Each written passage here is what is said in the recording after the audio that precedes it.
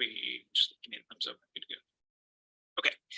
All right. We have just come out of closed session, and unless there is an objection from any of the commissioners, I am going to move up action item number 5, consideration of dispute resolution appeal, to happen right now. No objections. No objections to moving that up. Okay, we will, the consideration of the dispute resolution appeal, and I would entertain a motion.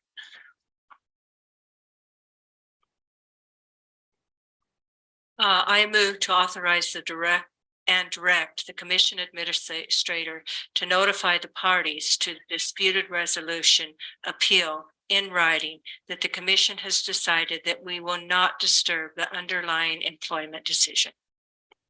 Thank you, Mary. I have a motion on the table by Commissioner McGann. Second by Commissioner Winfield. Any further discussion on this agenda? I just wanted to note for the record that we did discuss this at length in a closed session, and including in some detail about the claims on both sides. So we looked at the materials we had and had to thoroughly review them. Thank you very much, Kevin. Any other discussion? I'll call for a vote. All those in favor of the motion, raise your hand. All opposed. The motion passes 5-2 with Commissioners Hedin and Clapper in opposition. Thank you all.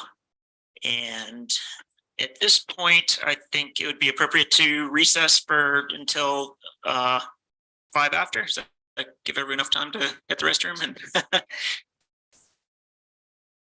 right. Sorry, Mallory. Yes, to recess our regular commission meeting, at which point we will have our Thompson Special Service District meeting and then come back to our regular commission meeting right after.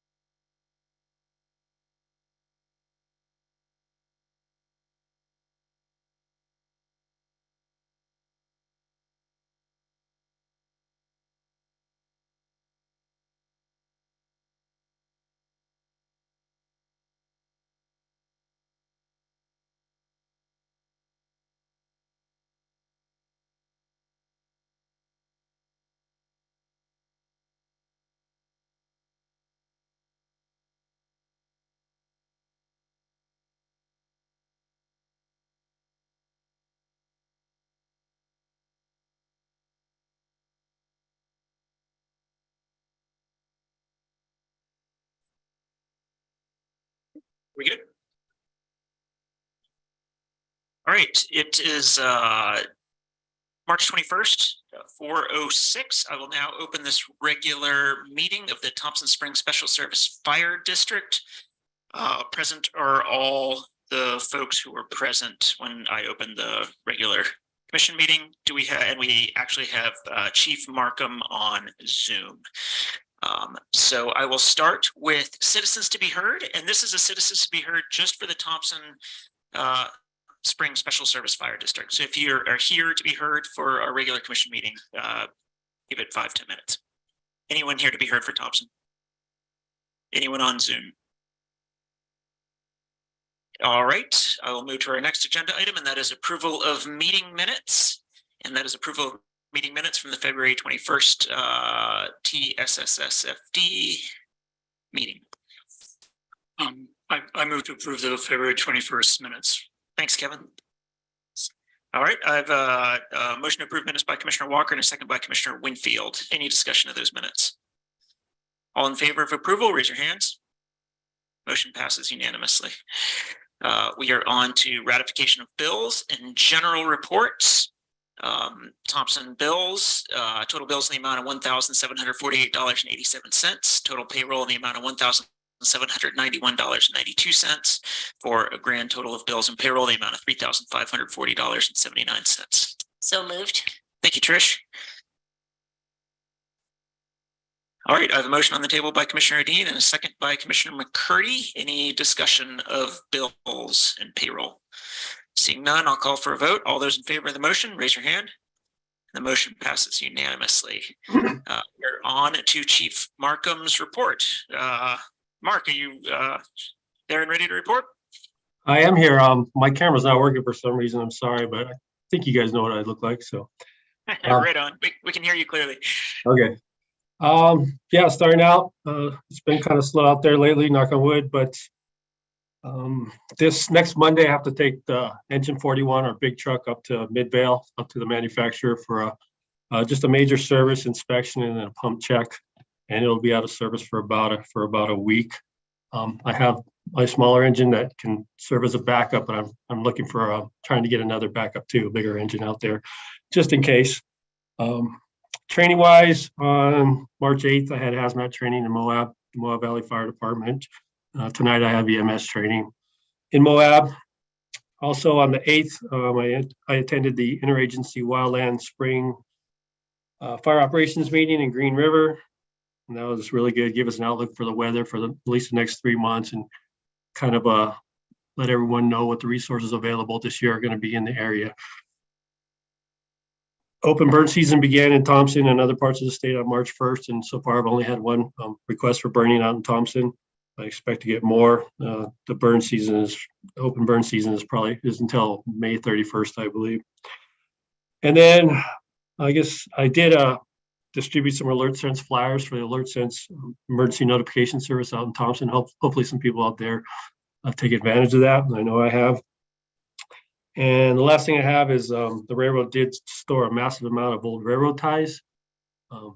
There's a mountain probably 3/4 of a mile long and about 15 feet high. And for some reason that would have caught fire. It would have been some big problems for me. But luckily they're really good at getting those out of there really quick, and they're gone. So I'm not worried about that anymore. And that's all I have right now. Awesome. As always, thank you so much for everything you do, Mark. Thank you.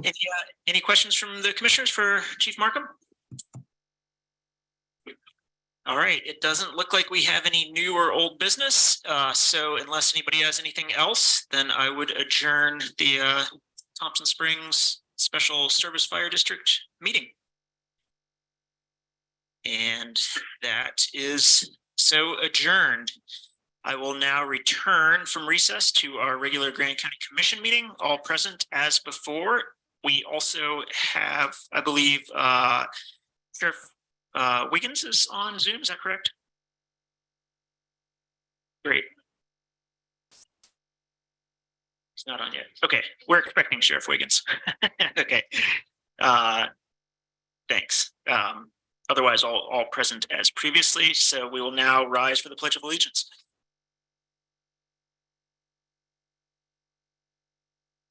pledge allegiance to the flag of the United States of America and to the republic for which it stands, one nation under God, indivisible, with liberty and justice for all.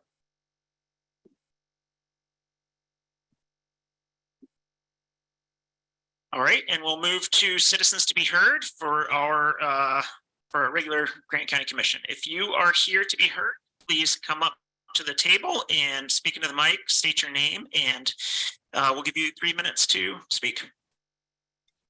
Hello. Hi. My name is Caitlin Myers. I am speaking as a private citizen. I sent you guys a letter that should be in your packet, but just wanted to come in person, show a little face, and just kind of reiterate the importance of bringing back the HDHO. I think that there are just a few minor changes that I think will make a really big difference.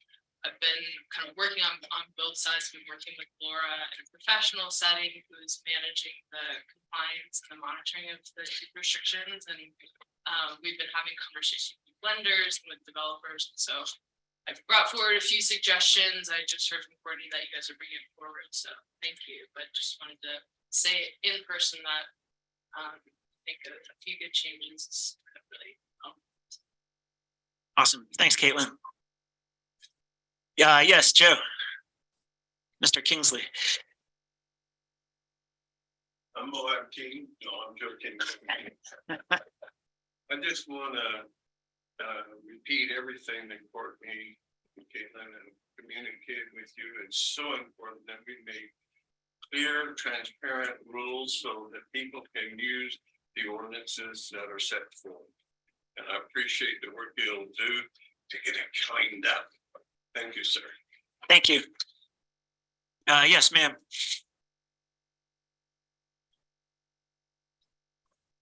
My name is Brittany Nelton.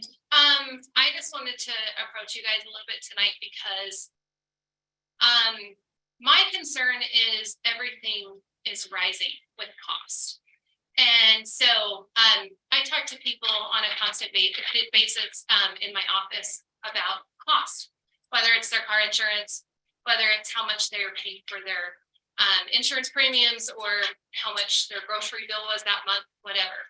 So everything continues to rise. And a lot of power comes from this panel here.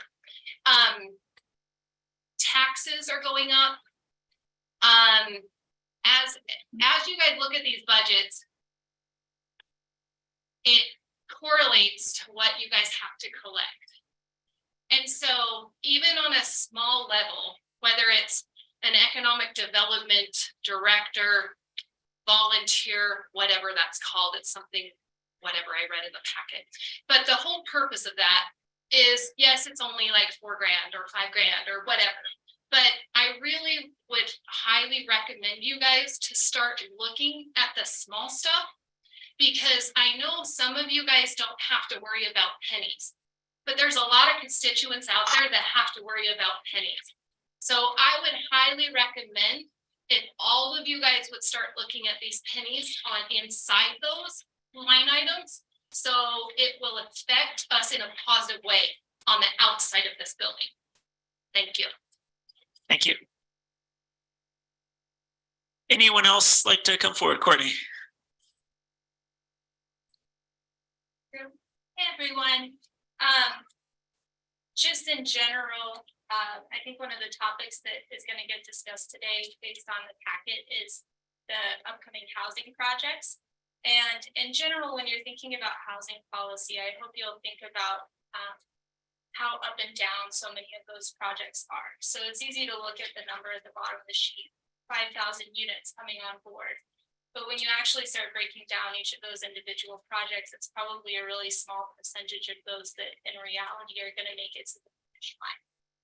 So I just hope you'll keep that in mind when you're considering future housing policy, whether it's HDHO, ADO, whatever those policies may be.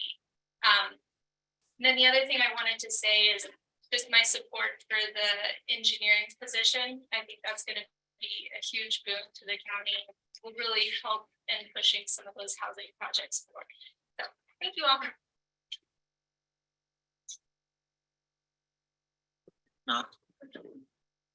Okay, got it. Anyone else like to come forward and be heard at this time?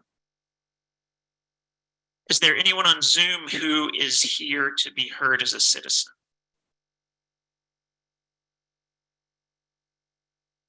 All right. We will move on to presentations, and I will have our county attorney introduce our first presentation, Grand County Water Rights. So this is a carryover from the last administration. She found an expert that does water law information. And so the county, I don't know if the county recalls, the county commission recalls, we did a $10,000 for 2 different projects for Laurel, and she's been generous enough to come give us a presentation as a bonus, no cost to us. And I think it'll be a very interesting and timely topic. And if people want to follow up with this, I'd encourage them to reach out to me, and so we can help coordinate some more information, but I'll turn the time over to Ms. Hagan. We get to full screen on this. And then I'm going to try, because the presentation is just going to be up there. So I'm just concerned about the microphone because I got the lecture about it being directional. Can I face this way? Do you know if you stand up there, it'd be better. At the podium. And then I could, yeah, that might help if I could just stand there, and then I could, because basically I need to be able to look over there while I'm thinking about easy stuff.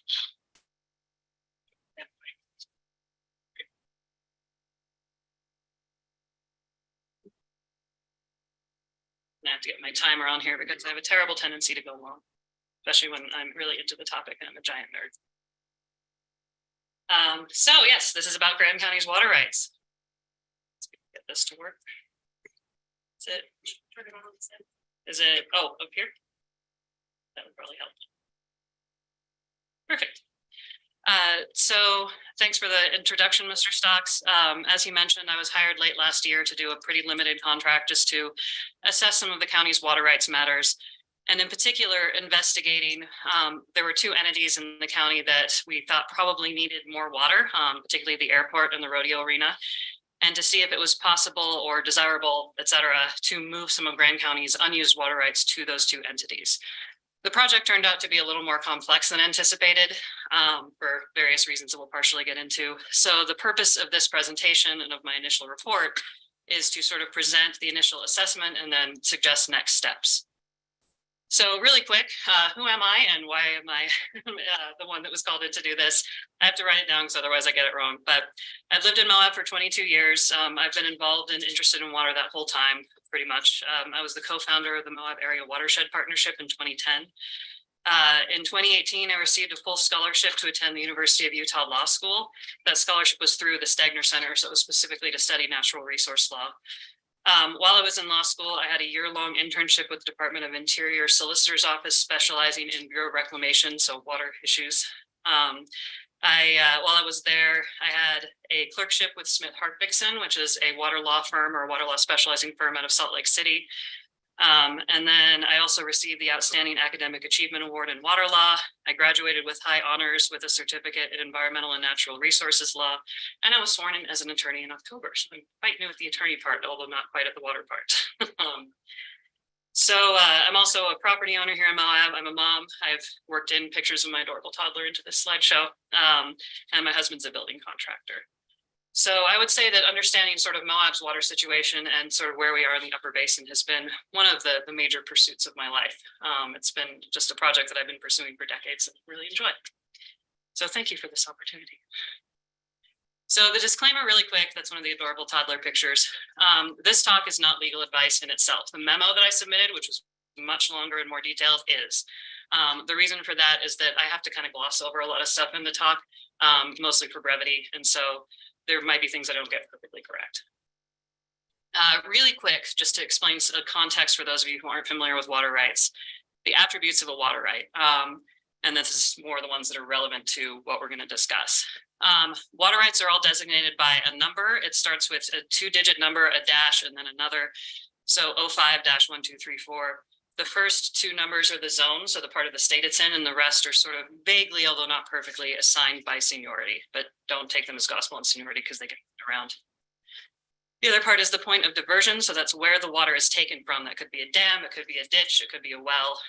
It's usually map coordinates in a description.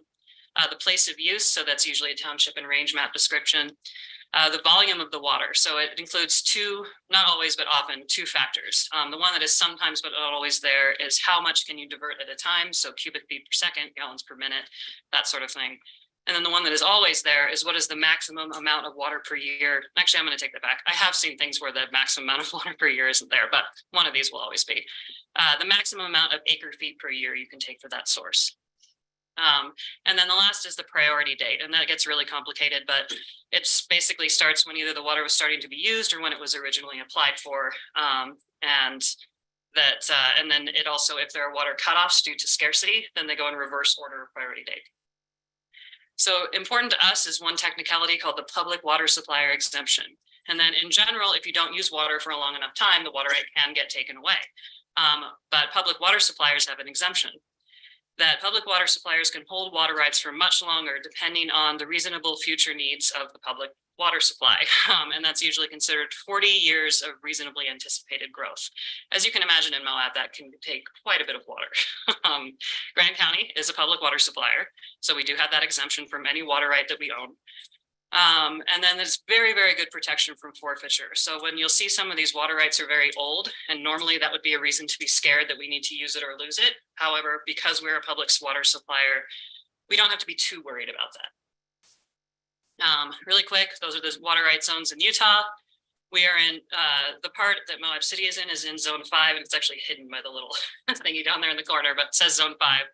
And then on the other side of the river is zone 1, and then further towards the Green River is 92.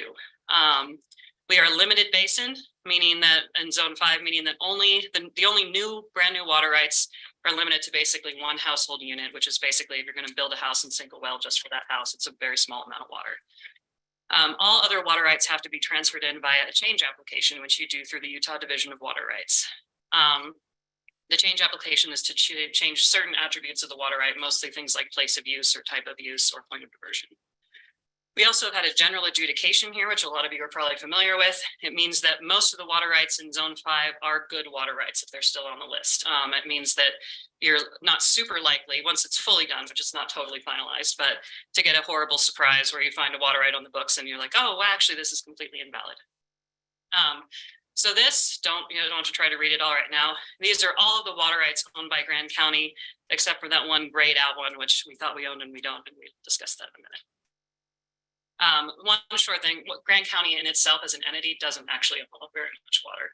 Most of the water that serves the unincorporated area is the shares or the rights are owned by the Grand Water and Sewer people. It's Grand County Water Conservancy District. So the first entity that I looked at is the airport. They already have 2 water rights. They're very much in use. They're both out of a single well. The water use issues there present some pretty complex legal issues that are a bit too long to go into here. The short version is they need about 2 acre feet additionally in water rights to sort of serve their current needs. And then they're planning an expansion, and I don't know exactly what stage of certainty that expansion's in. They said that they would need another 5 acre feet or so. They currently have, I believe that adds up to 1.75 acre feet. I could go with questions after. Yeah, that is the first one. The second one I looked at was Old Spanish Trail Arena. Old Spanish Trail Arena also was not an obvious solution in that they do have a well. It has quite a bit of water in it, or quite a bit of water rights attached to it. However, talking to the manager there, the well has basically just gone completely useless. And this is after repeated attempts by them to make it produce more. They've said they just kept coming up with sand. So they voted to officially cap it and abandon it.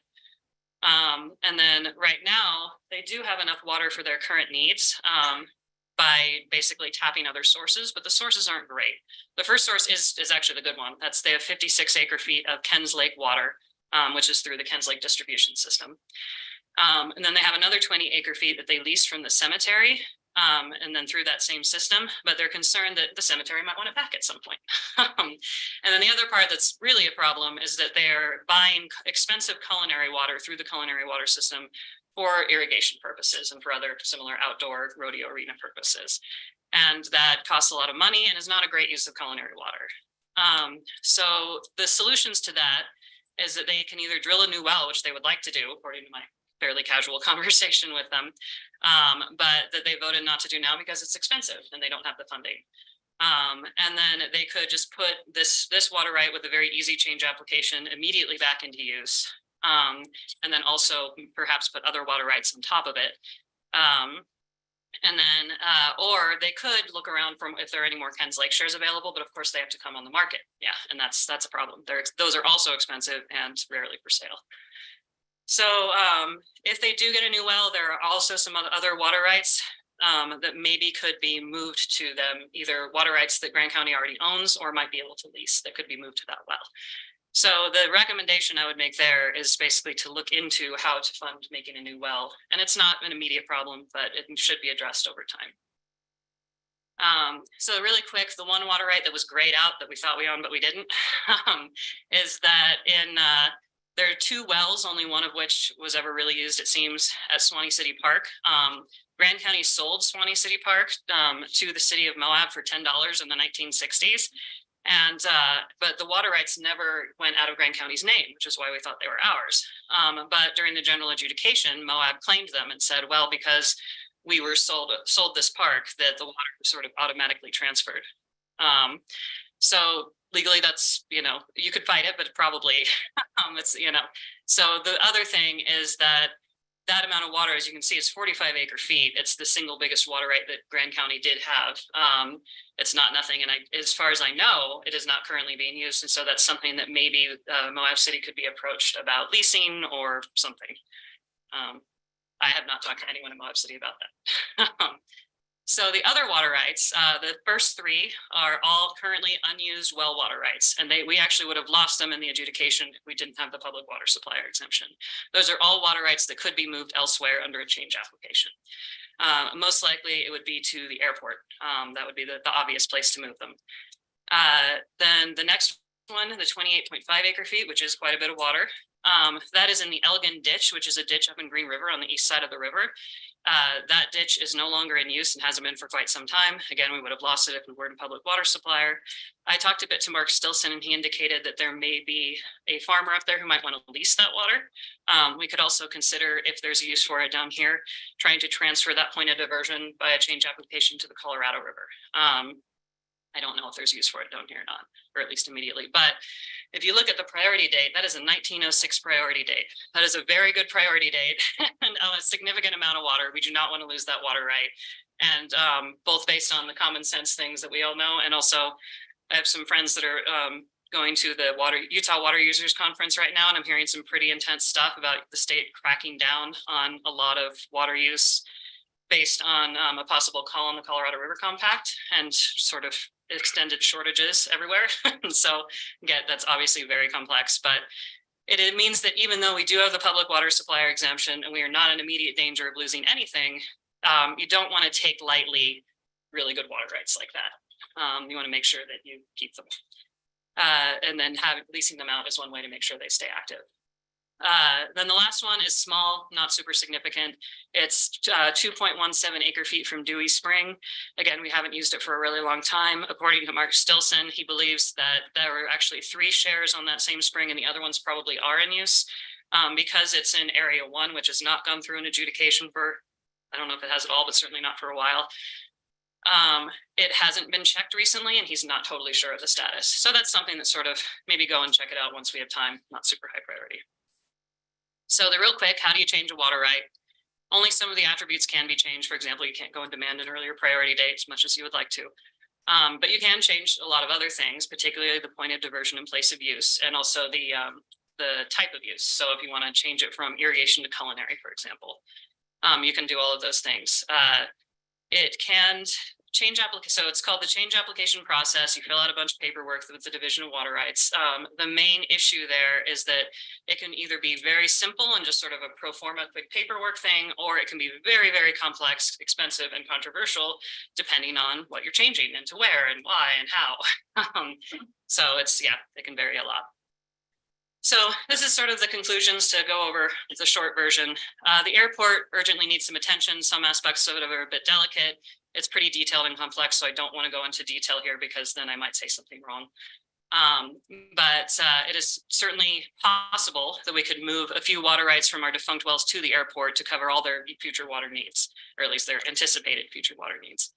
The old Spanish Trail Arena is not extremely urgent because they do currently have the water that they need, but they're spending water on spending money on the water they could get from their own well if they had a new well. And so I would recommend exploring funding for a new well and then possibly transferring more water rights or certainly getting the current one back in use. The Elgin Ditch is not urgent, but because it is such a good water right, it's good to kind of keep it active, and because these things are going to get cracked down on more and more. And then Dewey Spring, not urgent at all, but keep in mind that it's there. So that's my cute toddler again. And any questions? I talk really fast, sorry. No, it's great. Yeah, that Good. that was great. Well, that was Very informative. Kevin. So for the change application, are there any limits? I mean, could it be transferred, to the East Coast, or, Well, no, it has to be transferred in state. in state? Okay. Yeah, that's- Does it have to stay within the same region? There are definitely limits. I'm going to get a little on the edge of my knowledge here. The most intense, or the most, I'm trying to come up with a word that is politic, but I think the most notorious example of sort of on the extreme edge of a water rights change that we are all pretty familiar with is that the San Juan Special Service District water right, San Juan Spanish Valley Special Service District, basically the Spanish Valley District. The 5,000 acre feet that they transferred to wells, or provisionally 5,000 right now, 500 acre feet they transferred to wells in Spanish Valley. The original basis of that water right was a water right that I believe San Juan got for a reservoir that was supposed to be built on the San Juan River and never was, and that was the evaporation right that they got for it. And so because they are able to hold on to it so long, because they were also a public water supplier, they got permission to transfer it into what was a closed basin. So there are, I think that the state is going to crack down on that a lot more. And I don't know that exactly what the formal limits of that are. Is a question from Mark Stilson. He would be able to give you a definitive answer. But in terms of, it really is more, the controlling factor is less about how far you're moving it and more about what the place you're moving it to is like. So is it a limited basin? How limited? Are there other water rights users nearby that are going to say, this is going to impede my water? Groundwater tends to have more wiggle room because we never know exactly how much there is, whereas surface water, we can measure it exactly. And so it's very easy to say that water isn't there. Whereas surface water, anyone can make all kinds of things about what's there. So I know it's one of those really annoying, it depends answers. Oh, that's good, thanks. Can I back up to that San Juan, their water rights for a second? Because we keep hearing they have 500 acre feet. And my understanding was that other was affiliated with the the Colorado, that they had done a change application from San Juan to Colorado. Yes. So can you speak to that just a little bit more? So I haven't recently reviewed this, so don't take this as total gospel, but what specifically was do you mean, what's between the 5,000 and 500? Is that what you're asking about, or? well, I guess that the 500 is what they currently have for use, and that they have 5,000 acre feet out of, it might make it. Well, so what I recall, because I was kind of watching this as it was happening, Right. and I've read some of the paperwork. So again, like if you want like a totally definitive answer, Mark Stilson. Sure. But so what it was is the original water right was for 5,000 acre feet that was from way somewhere else. Right. What happened is that when they wanted to transfer it to groundwater in the Moab Valley, of course, everyone and their cousin objected to that for fear of overdrafting groundwater. And so what the division did to sort of assuage people's fears and to be a little more realistic about groundwater is they said, well, you're provisionally approved, or you're approved to withdraw 500 acre feet from the groundwater here. And that's also based on they're putting in test wells, and anytime someone has a newer or a less senior water right, because that's another thing, their water right priority date, because it was such a big change, was changed to 2017. Which is one of the worst ones you can have, as you might guess. And so even if they had 1 acre foot, anytime you have a junior priority date moving into a new area, any senior priority holder can challenge you once you've started drawing water out of that source, whether it's Mill Creek or a well or anything, and say, hey, there isn't really enough water for this new guy. He's impeding my use of my water right. I can't get all the water I am owed, and therefore you need to control him. And they investigate and all that. Great. Thank you so much. But the 5,000 too, just to be clear, the 5,000 would kick in either if we saw that there was a lot more water in our groundwater, or if, for example, we just had infinite water in the Colorado River and they wanted to pump out of that or some other source. Gotcha. Okay. Thank you. Anyone else? And with some of these younger rights or ones that are maybe not being utilized the most, if someone was coming after those or trying to dig it, would they let us know, or is Oh, yeah. it kind of Yeah, they don't, too late? they extensively let you know. The division is definitely not in the business of just snatching people's water rights away. They are pretty sympathetic to people who want to keep using their water, and especially as a public water supplier. Like, I asked Mark Stilson directly about Grand County's water rights, and he said that because we are, this is not even that much water, and we're clearly having so much growth, we are very easily covered by the public water supplier exemption. So the one piece of just very generalized caution that I want to put out there is that the Colorado River Station situation is changing throughout the basin, and that's happening very rapidly. And I think that the type of water policy that we have all been used to for our lives, for those of us who have paid attention in Utah, is going to change. And I've already been hearing about some of this from this conference and other sources. So it may not be as lackadaisical as it has been in the past.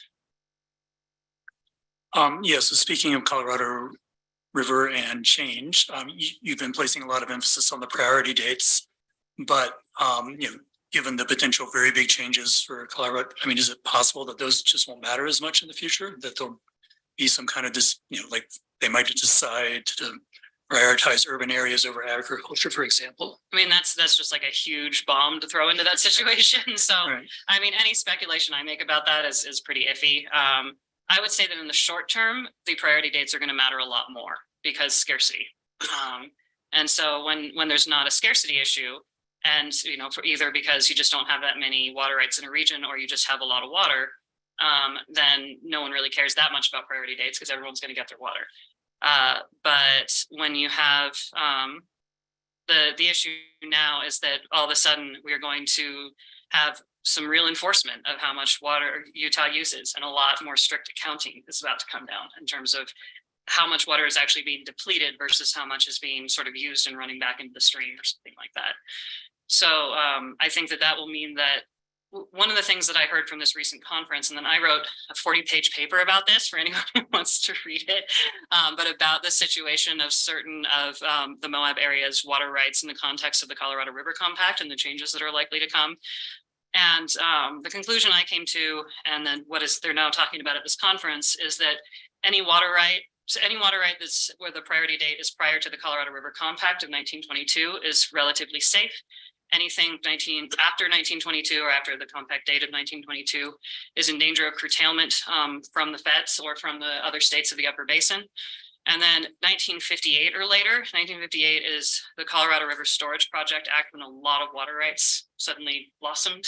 And so the state, this is me hearing secondhand, but is saying that any water right that is 1958 or later out of surface water, groundwater gets a little different, is going to be in serious danger of curtailment with, who knows how long depending on how much it rains.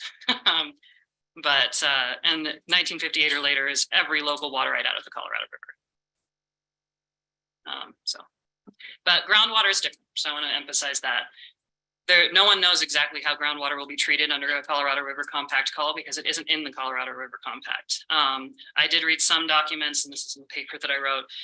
How Utah treats it is that springs and other groundwater sources can be curtailed based on a downstream call if they can be shown to, I can't remember where the burden of proof lies, but basically if they can be shown or shown not to connect to the surface water supply. So if you have a spring that makes a little seep and then that drips into the river, then your use of that spring may be curtailed. If it's just a well that's 10 miles away from the river, then probably no one's going to mess with you. But I'm not certain because no one is. We can talk about this for forever. Right. Yeah. I know. I'm like, should we talk about the? Well, and one thing I was going to say, We could be here for forever. Totally. I reached the limit of my first contract on this matter, and then I would be happy to either continue to deal with some of the issues in this. And again, I have a very detailed memo that explains all of this stuff if anyone's interested, that I submitted to the county. But also, I did do a pretty big project on just sort of explaining the parts of the Colorado River Compact and the the river that would affect our water rights here. And so to sort of starting at the high point and then coming all the way down to here are the water rights that this region has out of the Colorado River, and what are their priority dates and how big are they and what happens to these water rights under different scenarios. And I'm happy to come talk about that because I will nerd out about that for hours if you want me to. All right, any further comments or questions for Laurel? No, it just might be something, this is just a future consideration, but maybe way out in the future, like that we have a kind of a day where we just talk about water. and Water have day. Specialists come and talk to us Right. about water. I mean, I think it's of utmost importance, and I think we all need to be highly knowledgeable about what's going on and what's literally going on in the Supreme Court right now regarding water. I mean, stuff is coming down really Yeah, fast. that's a good idea. Tie all the pieces together. 'Cause we're Yeah, definitely just- getting nice little bits here. and there. Yeah, Right. I mean, Big we are picture. the entity that is responsible for making sure that we have sustainable water supplies in the future. So I think it's, at least for me, I think it's Yeah. extremely important. Yeah, and I think that's sort of the big message that I'm hearing from the state, and that was the conclusion of the research that I did, is that I've heard a lot of comments about that as our backup plan for various things, we can pump Colorado River water out. And because of the priority dates of the water rights there, absolutely not. Or they shouldn't be dependent on, because we'd have to do, I don't even know how much expensive infrastructure to make that happen. And so because of how late those priority dates are, and because of the changes that are coming to the Colorado River area, any decision that this county makes or the town makes or anybody makes, depending on our current water rights pumping out of the Colorado River, would be very irresponsible. Great. Thank you, Laurel. Yeah, very much Thanks, appreciate you Laurel. coming and talking to Yes. us. That was a great presentation. Yeah. That's really good. All right, we are on to department reports, and we have Planning and Zoning Department report, Elisa Martin, Planning and Zoning. And Elisa, we did have some public comment. I thought maybe some folks were here because they thought we were going to be doing something on HDHO. Well, that's not on the agenda for tonight, but it would be a topic for our next, for the next commission meeting when we talk about priorities. Right. Yeah. Okay. Fantastic. Yeah. No, I just wanted to clarify that for Yeah. people who showed up and make sure we're all on the same page.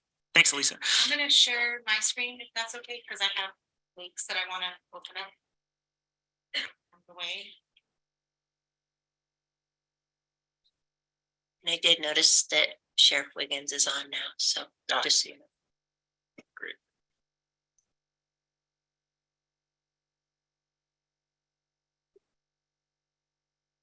Right, so just wanted to start off by providing a little recap of what our office does and our staff responsibilities. So for the past 9 months, we've been down one planner, so that position's responsibility has been covered by myself and Jenna, our associate planner, who, among other things, processes development applications, coordinates the development review team, responds to public inquiries, and takes care of an array of administrative duties. For my role as planning director, I'm responsible for long-range planning, including updates to the general plan, the land use code, tracking legislative changes, administering the planning commission meetings, historic preservation commission, and participating in a myriad of other committees and boards. And we have our code enforcement officer, Josh, who maintains a very busy schedule with all the critical enforcement activities, and our AmeriCorps Vista, who has taken on the really important work of seeing through the update to the Moab Area Affordable Housing Master Plan. She has also been very instrumental in facilitating the Site Futures Committee and getting our website updated and social media accounts active. So all in all, our combined efforts are focused on coordinating a cohesive, responsible pattern of growth in the county and ensuring that basic needs and infrastructure are provided. So some of the major highlights going back kind of from 2022 all the way up to present. In the summer of 2022, which seems like forever ago, we adopted the 2030 general plan. That fall, the Unified Transportation Master Plan was also adopted. And after many months of carefully crafting the alternative dwelling overlay, that was adopted in November as well. And the first round of those applications will reach the final decision stage in just a few weeks' time. Also, in the fall of 2022, we started work with the Atlas Site Futures Committee on the update to the community vision for the site, and that process will be wrapping up in April. And thankfully, We recently filled the planner one position. We are very excited to welcome Mikkel Layton. She already is on board in our office, so we're very excited to have her, and she's going to be awesome. Lastly, we are looking forward to this summer. If all goes as planned, the planning and zoning department, the building department, and the new staff county engineer will be housed in one building, creating a sort of community development hub. So, and I know you guys are aware of that, but I'm kind of providing that for public information. Let's see, so as we're always looking for ways in which we can improve, we found that the P&Z online presence was really lacking in terms of accessibility, organization, and just overall not being very intuitive. So we did a full update, show you. And nobody can miss the development applications portal. That was, something we really wanted to make sure it's up front and center, so people can easily go to apply for applications and look at all the tip sheets that we have for our development applications. And then we kind of organized everything into these little topic buttons. So you can, search for a property. This leads you to our parcel map. The commercial and residential development page has everything that you need to know for applying, going through the process of a development application. Land use code button, and then current projects leads to the Grand County Connects page, which we continue to update this site, and we've been utilizing it a lot throughout the year and a half that we've had it. I think it's been about a year and a half. But we have all kinds of, we just keep adding little project pages here. Like we have the Historic Preservation Commission is we need a new photo for that, but the our Vista, actually, Noel just added all of these historic sites that this commission has kind of gathered, and we're going to be updating the historic walking and driving tour as part of that. So yeah, that's kind of our update to the website. It's a lot more user-friendly and organized. Let's see, we've also just increased our presence on social media. So now we have our Instagram and Facebook profiles. So we post regularly on there to give the public a heads up that we have a planning commission meeting coming up and what the main topic is for the agenda. And we've started to develop some easy to follow development guides for most common application processes. So those will be coming soon to the website. And let's see. We've made some updates to our application process. Mainly, this is just related to migrating everything to be online and digital. So we're trying to, go from a paper signature page for the will serve to digital signing and stuff like that. And then working to really integrate everything into iWorks so that it's more streamlined. Throughout last year, we conducted a total of 12 public workshops since March 2022. So that kind of averages out to be one workshop per month. The focus of the public workshops generally are centered on housing and future land use plan, and we'll continue to have more workshops coming this year. In terms of land use code updates in 2022, we worked on updates to Article 3 that centered on the accessory dwelling unit section and temporary uses. This update, unfortunately, it made it through the Planning Commission public hearing, but it never made it to Commission as there was a delay in legal review, but we'll be picking this back up in the next few weeks and hopefully we can get it adopted soon. And then of course we adopted we wrote the alternative dwelling overlay section 4.9, and we've identified these other areas that need to be updated and started to draft some of these sections. So these will kind of be looking at into the future. For code enforcement, this is a snapshot of code enforcement activity in 2022. There were a total of 91 cases reported. 27% of those ended up not being an actual violation, so no enforcement activity was pursued. A significant number of cases were related to drainage system failures back in August and That was all on private property where we worked with the county engineer for coordinating inspections and providing some resolution for some of those drainage failures. Let's see. All in all, 14 cases were resolved without having to issue a voluntary compliance letter. And let's see the slide here. So we have our kind of stats for the last couple of years of development applications and building permits that were processed. Our department processed 52 development applications, that's commercial and residential combined. And out of those, 10 subdivisions were approved, 11 minor subdivisions, and 1 site plan for multifamily. All in all, that created or will be creating 260 residential units. And then 163 building permits for new residential construction. And of those, 13 were manufactured homes, 2 modular moved on structures, and 14 accessory dwelling units. And then 136 single family stick built.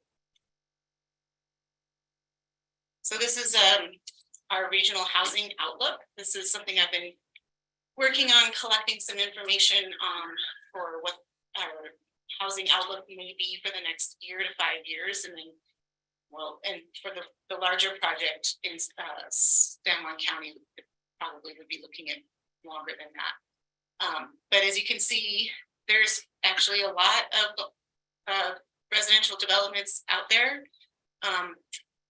In the city, there's, you know, hundreds of units that are approved, or subdivision projects that are approved, creating all in all, sorry, I have a stat here.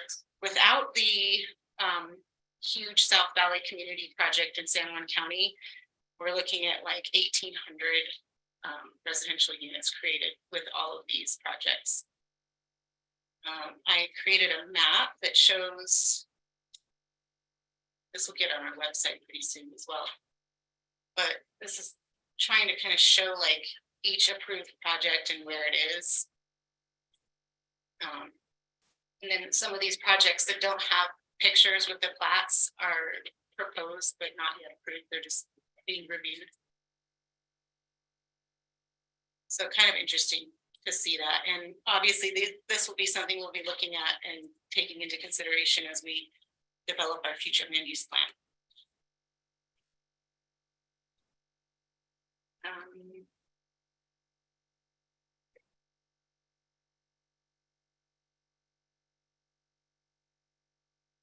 So what's on our radar for future? We're going forward, we'll be reviewing newly adopted legislation related to land use and determining what land use code updates need to occur. We have a draft public service announcement ready to be mailed out to property owners throughout the valley to remind them of their responsibilities to maintain drainage facilities on their property, especially in advance of the monsoon season, which I feel like we're going to just be diving right into with our current rainy. Feels like monsoon season now. The town boat ramp request for bids for the design and engineering phase of that project will be posted by the end of this week. So we're excited to see that going forward. We're tracking 2 annexation protests related to a proposed multifamily residential project located near the USU campus. At this point, we're just waiting from the city of Moab to know whether or not their city council is going to vote to reject the annexation or not, and then we take the next steps. We've resurrected the update to the future land use plan, and our first steering committee meeting is this Thursday, the 23rd. So I'm excited to get everybody together and start working on that again and get everybody's feedback. The timeline for that, put a link here. Presented this to the Planning Commission recently, but this is our tentative timeline for getting that future land use plan updated and adopted.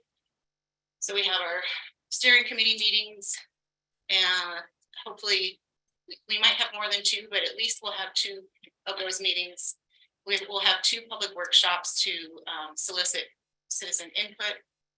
And ultimately, by the time we get to the first workshop, we're going to have 3 different scenarios to present to public and get some feedback on those. And so by the end of in June, we're hoping that we can adopt the future land use plan as an update to the general plan. And let's see. At the next commission meeting on April 4th, I plan to present the draft 2023 planning roadmap with the hope of getting commission's feedback on priorities we've identified in working with the planning commission. I will be compiling those materials and send out to you all in advance of that meeting, probably next week, I hope. So you'll have a kind of a preliminary packet to be reviewing before that meeting, and sort of enough time to digest everything and give us some feedback on our priorities for the rest of the year. And that's all. All right. Thank you so much, Elisa. And so glad to hear that you're fully staffed now. Anyone have any questions or comments? Kevin? They're working really Yeah. hard. So you had that table of all the housing projects in the pipeline. Would it be possible to give, not right this moment, but next time we see it or via email, give a breakdown on how much of the housing is affordable versus workforce versus unrestricted? Right. Oh, yeah, that'd be really interesting. Yeah. Yeah. we can do that.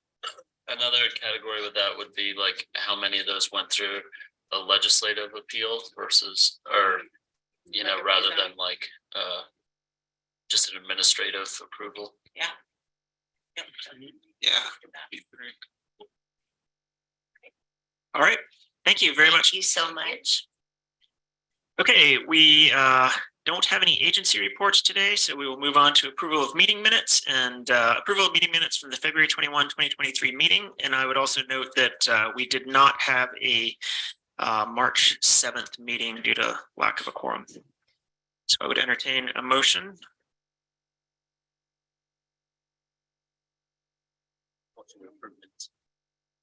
Okay, motion by Commissioner McCurdy. I'll second that. Second by Commissioner Hedin. Any discussion of said meeting minutes? Seeing none, I'll call for a vote. All those in favor of the motion, raise your hand. And the motion passes unanimously. We are now on to ratification of payment of bills. And I will again clarify that these are bills from the last 4 weeks instead of just 2. So it sounds like more than usual. It is. Total bills in the amount of $2,469,711.47. Total payroll in the amount of $697,996.25 for a total bills and payroll in the amount of $3,167,707.72. So moved. Thank you, Trish. Second. All right, motion by Commissioner Hedin and a second by Commissioner Clapper. Any discussion of county bills and payroll? Seeing none, I'll call for a vote. All those in favor, raise your hand. And bills are approved unanimously. We'll move on to commission member disclosures. Any commission member have anything they need to disclose concerning today's agenda? Doesn't look like it. We'll move on to general commission reports and future considerations. And I'll start at the other end with Kevin. Are you ready to go? All right. Let's bring my notes here. Let's see. So one meeting I've attended recently is a weed board meeting, and one of their topics of discussion is just what kind of the format of the reports that we hear, whether they report number of days versus number of dollars, anything like that. So if anyone has any strong opinions about how they want to hear weed department work reported, please let me know. I can pass it along. Had a meeting with the Forest Service recently, and you may recall, like a year or two ago, the revision to the forest plan was something that was very much in the news and that we interacted with a bit. And so that, even though we haven't heard much, that's about to resurface. We're looking for a record of a decision by late 2024, but the draft thing should be out late this spring. That was a recreation plan, is that right, Kevin? No, the full forest plan. Oh, the full, right. Okay. Everything. Well, everything except the implementation details. Right. One thing that slowed them down is they had to fire their contractor and instead they did it in-house. And they are part of the, or at least one of the alternatives is likely to have this, the west side of the LaSalle singled out as a, I think they call it a geographic area, but you know, for special management, you know, in recognition that that part of the forest is different from the backside of LaSalle's and different from the Manti up near Price.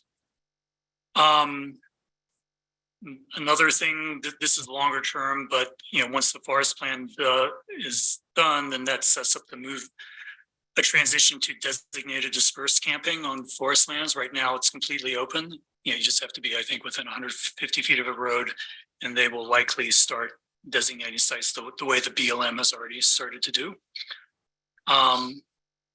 And another thing they're working on that I think might be relevant for us is trying to evaluate fire hazards in different areas. And, you know, just basically drawing maps and polygons like, you know, this like, really hard to defend the fire here, you know, maybe a little bit easier here. And I think in the future, it's something we might want to take into consideration if we get, you know, development proposals for private land up, you know, adjacent to the LaSalle's or in the LaSalle's. So switching from the forest, there was a broadband meeting here. There's a lot of, you know, as we're aware, there've been a lot of big federal funding bills that have been passed over the last couple of years. And that money eventually, you know, trickles down to us in various forms. And one of those forms is money to help expand broadband, especially in rural areas. So the state of Utah is coordinating that, and they had an informational meeting down here. There's kind of two prongs to their approach. One is to provide broadband to people who, you know, might not be able to afford it, or you know, for some reason have more trouble than the average person getting broadband. And the other is just general build out, you know, getting fiber in more places. They have a pretty good standard for what counts as, you know, fast broadband internet, and I think actually almost none of our local service, you know, meets that. So we like as a county or as a community should give our, I mean, right now the plans are very unformed, which I think could be a good thing because it means our input is more likely to have that. So if I volunteered to sort of try to collect all the county and cities input on this. So if anyone has any ideas about broadband or what, you know, things we ought to do, please let me know. If there's interest, you know, we could even do like a hearing or something, but you know, at a minimum, I think we should just write them a letter. Yeah. And then my final thing, I was reminded during your presentations, we've got this mic on that table. And for I think at least 2 years, people have complained that mic does not work very well. So I just wonder whether we should throw it in the trash and all the other mics work fine. So we should maybe just never use that one again. So we've been gently hinting, I think, to staff that for lots, but I'm just wondering if, you know, maybe more extreme measures, like saying, you know, I don't know. Do it right now. Go grab it. Well, someone might need to come up and talk. Well, yeah, doesn't the one at the podium works pretty well, correct? Right, but it'd be It'd nice be if nice we if could we also could have have people that sit at the type- table. Yeah, So it'd be nice if we could have that type of mic. Yeah. On the table. I think it's a simple fix. So I guess I'm just kind of complaining. I think it's a collective failure on all of our parts that no one's taking the lead to get rid of that mic. So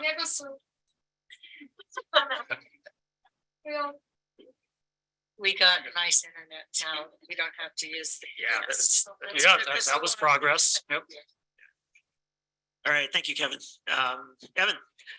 Yeah, I've attended a lot of meetings these last couple of weeks. The Sand Flat Stewardship Committee, we got a update from our own responsible recreation group. The Sand Flats has worked to produce a bunch of educational videos, and we just finalized a contract to have the new versions up on Channel 6. I believe all of them are already up on Discover Moab if you're curious about any of those. And things are just kind of happening up Sand Flats. Spring is in the air.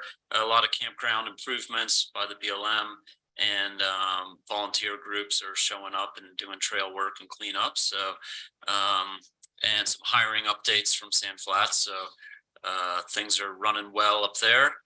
I met with the EMS Special Service District this morning. We've got a an update on some mental health grants that they've put in. They've had a pretty taxing year so far, with just a lot of challenging calls. And so it's nice to see the district working to support our first responders there. We got a legislative update from the director. He was tracking 24 bills. He actually testified in 6 separate hearings for those. So all in all, it kind of came out pretty well for EMS. We got some communication updates. Like Chief Markham had mentioned, Alert Sense. We've all kind of been pushing that and encouraging citizens to sign up for that. You can do that on the Grand County website. And I have mentioned frustrations with dispatch before, and they're still looking at changes there. They hope to move it out of the jail so that dispatchers aren't wearing the 2 hats of both being a jail control responder and dispatch simultaneously. But a lot of the conversations have been productive. So kudos to our new sheriff for moving the ball there, and hopefully we can find a solution sooner than later. I was planning on attending the transit ribbon cutting. I did not make it there. I'm not sure if anyone else did. That was a long time coming, so I'm glad to see that up and running. It's got the fixed route as well as like an on-call service. So I've only heard good things about it so far. So I'm excited to see that that's actually running. And a reminder, it is like a trial period. So let's support it. Let's spread the word. Let's get tourists speaking highly of it, and so that we can keep that in place. I met with the cemetery district, just kind of signing some burial rights, selling dirt to, I'm sorry, plots to families. Met with the health district and got updates on the care centers, a lot of financials. That's kind of the meat and potatoes of that meeting. Is just a lot of that, and crossing I's and dotting T's for all those organizations that the health district supports. So I believe that's all I've got. Awesome. Thanks, Evan. Bill, Commissioner Winfield. Let's see, I started off with Arches Special Service District Board meeting. We plan on having Aqua Engineering give a full report at the next meeting that we have together. And that's just, they monitor the system and keep track of it at the state level. So it's basically just a report saying they're meeting their compliance for what will back in the river. We did discuss in this meeting moving to quarterly. And I've asked Stephen to look into whether or not that was a possibility, and we're not there yet. So at some point, it's pretty benign meeting. I mean, it's almost pointless to discuss when the system is running itself. We just get on the phone with each other and check out how everybody's doing. So we might possibly move that one quarterly. I did also meet with the airport board, and there's a lot going on out at the airport. A little bit of it is held up by the weather. Certainly the concrete and things for some of the new hangars that are going in out there, waiting on a little bit better weather. They had 2 contracts with Red Tail that they worked through in that meeting, and they ended up changing a little bit of verbiage, and I think that one of those is waiting on Stephen's approval as well, or he might have already done it since the meeting, but I know they were going to resubmit it to Stephen. They expect to have their AOP out in the next couple of months, an updated AOP. And we did pass the Red Tail fuel agreement. It was one of the others, I believe, the lease agreement that needed some work changing on it. So they seem to be fairly busy out there for sure. So that's all I've got. Those 2. Awesome. Thanks, Bill. Trish? Okay, I will try to go fast. I met with the planning commission. We had a planning commission meeting. We're gonna have this later on the agenda. We have a new planning commissioner or a applicant. You know, we talked a little bit about the barriers to housing workshop, just follow up, and they've already actually implemented a lot of this. So they talked about tip sheets. They've already implemented those. Creating development guides. So they've already started on the ADU development guide, for example. Elisa already talked to you about the goal with the future land use map, but note again that survey is online. So I would encourage people to take that. And then also, you know, we're going to have some public processes coming in. So people that are interested in the future land use map should get involved. I met with Jacques and Mark Stilson and JR from Thompson. We talked a little bit more about Thompson water, but also the DOE water from UMTRA, and just kind of various ideas of that north of the Colorado River and beyond as far as water. I met with Grand Water and Sewer, Dana's last day. Dana is now gone, but she is working for Gabe, which is awesome. Ben Musselman is taken over as the interim manager. Really quick, as far as snow and precipitation, snow level, let's see, we're at 168% of average, but I want to state, like, hopefully everybody understands the new norm, that, you know, NOAA, National Atmospheric and et cetera and so on. You know, every 30 years, they basically recalculate the normal, right? Normal precipitation. And so that calculation is from 1990 to 2020. And so we're 168% of the new normal, right? Does that make sense? So I would encourage you guys to look that up. It's kind of interesting. I looked it up the other day and it was like, oh, okay. So it's how the, like, on a 30-year basis, how the levels have changed. So if you took the 1960 to 1971, you're looking at a different standard. Right, different standards. So we're not 168% of the all-time what we recorded. It's the new norm. Year-to-date precipitation, 21.3 inches, which is amazing. The lake level is awesome. We're at 1790 acre feet. In 2022, it was at 1,005. This is at the exact same time. In 2021, it was 616. So just to kind of give you, you know, we're triple of what we were a couple years ago. Soil moisture, and this is at basically 9,000 feet, is 46% saturation. So really good soil moisture. So that's all really good. Mosquito, I went to mosquito abatement. They're working on a GIS system. They also have a new director. He's awesome. He seems great. So they're just talking about, he's kind of going through everything and, you know, looking towards the spring runoff, which is a little scary, a little daunting with as much moisture as we have in the mountains right now.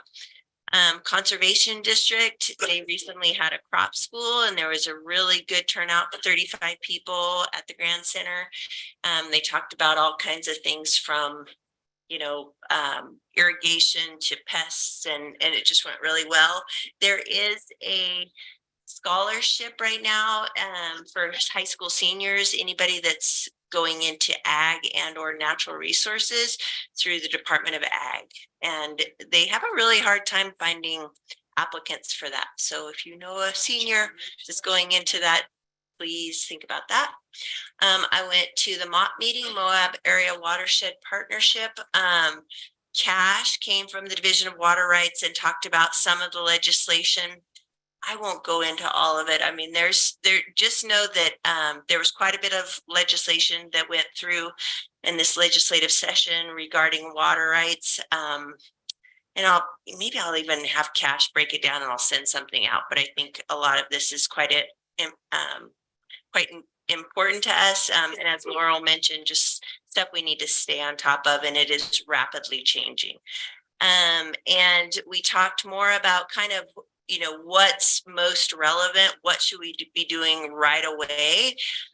Mark did talk to us. We had a little bit of money still for water monitoring. I've reached out to Mark Stilson to see what he thinks is most important. So he's talking to USGS. And then, you know, Dr. Lockmer that came and synthesized all of the water monitoring reports, he really talked about modeling. So I have reached out to him because I think the cheapest way to get modeling done is to get a grad student to do it. Right. And so we're talking about that right now. That's kind of in the works. Getting a grad student still costs a little bit, but it wouldn't cost, you know, I think the projection a while back was like 500 or $500,000. And, you know, something like grad student would be more in our realm, maybe 30 to 40,000. So, you know, then we kind of get some feels for with the data that we have currently, putting some models on our groundwater resources, our you know, stream resources, and go from there. So sorry, I'm trying to talk really fast. Quite a bit. It's been gone. It's been a month. Yeah, It's a month's worth. double our usual rather than just 2 meetings. weeks. Thanks, Trish. Lots of work. And thanks for keeping up on the water. I think that's extremely important. And I like your idea about a water day at some point coming up and just kind of tying everything together. And I know we should bring back some, like And Dr. Lockmer. I think doing it, if we could talk to the city and doing a joint meeting with the city, Yeah, I think that'd be really be a good. good idea too. Yeah. So future consideration. Okay. Anyway, Mike. In speaking with both OSTA and Special Events Advisory Committee, I'm gonna use my time right now to point to a future consideration of revisiting our special events ordinance. We really need to take a look at it. Again and work with it. Right now, we currently have 15 events that were either canceled or flat out denied. Heavy on the canceled side. It's due to the fact of also we foresaw several events canceling. That's not a problem, but new events cannot actually apply for those same spots because they would have had to apply at a far previous time after getting notice that their time frame has opened up. We need to take a look at that. We're losing quite a bit of events, but I will be working with county staff and we will be raising this probably next meeting.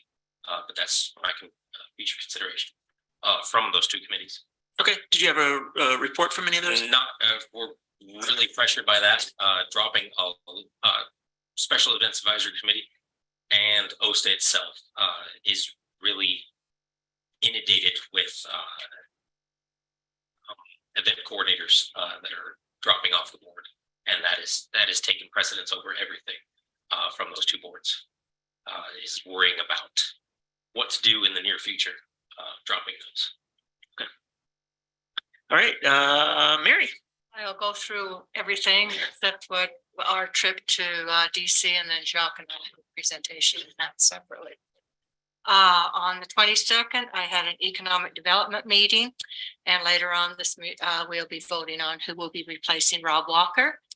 On the 27th, we had the Atlas Sites Future Committee discussion, and we're painstakingly going through all the suggestions, looking at them, deciding which suggestions might be viable, which ones are not viable, which one, you know, so it's exciting, but you know, so we're doing that. We're still doing that. We spent 2 meetings working on that. Then I went to a travel council meeting on the March 14th, and Love's Communication will be developing a process by which government agencies, us and the city, and businesses can get timely information on visitation in Grant County, which is really exciting. A dashboard and ways for people to see trends and what's happening and have real facts rather than right now we just have you know, anecdotes from different people. So we're gonna that's exciting. And then I had a solid waste special service meeting on the 15th. It's really good to have our new manager in place, Mike Kinnerly. I'll have him come and introduce himself at some point. He's very excited and very knowledgeable. Oh, one of the main things we happened was we've been training people, spending the money to get their their driver's license, their CO, and then they jump ship to go someplace where they can get paid more.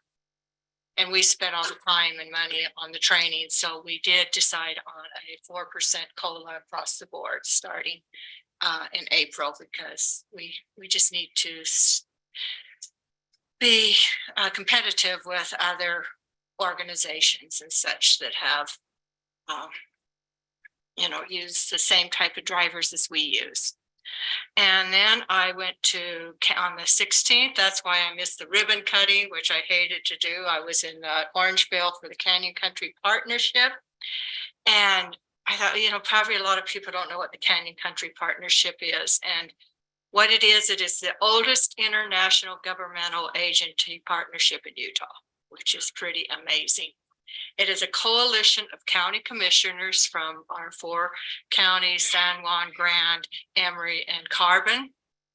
And then they have directors and regional managers of 4 federal agencies and 24 state land resource managers.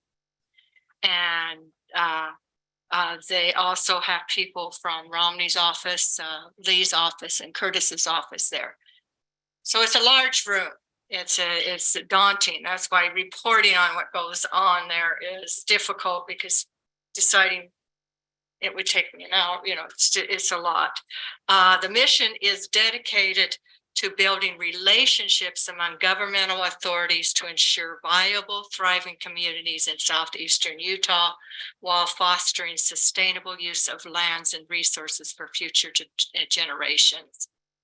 The objective is the 21st century governance through interagency collaboration. And that's the funnest part about it, is it's easy to think somebody's not doing a lot, or they're sloughing on their job, and make all these assumptions.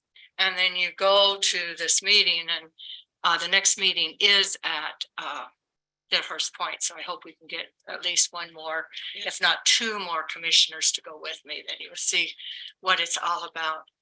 So they want to work on partnership and knowing and networking. And so it's a very exciting and thrill, thing to be part of. And Mark Stilton nominated me to be chair. And Megan Blackwilder from State Parks gave second, and I was nominated to voted to be chair. So I'll be chair for the next 4 years. So that's exciting and a lot of work. My husband said, "Is that really something that was an honor, or were you the only one that did it?" I agreed to do it. Anyway. That's what I'm going to drop there. There was a lot that happened there. One of the most interesting things I found out was from the BLM, who told us at this meeting, is that when we had that intense meeting, which would have been 2 meetings ago, about the UHB event, it couldn't have happened because they hadn't gotten their BLM permits in a timely fashion. I thought, why didn't I know that ahead of time? It would have been so much easier knowing it was a mute topic. Let me see what else.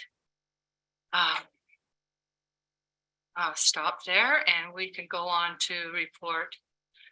Everybody's gearing up for the summer, solstice of the sun, the state parks.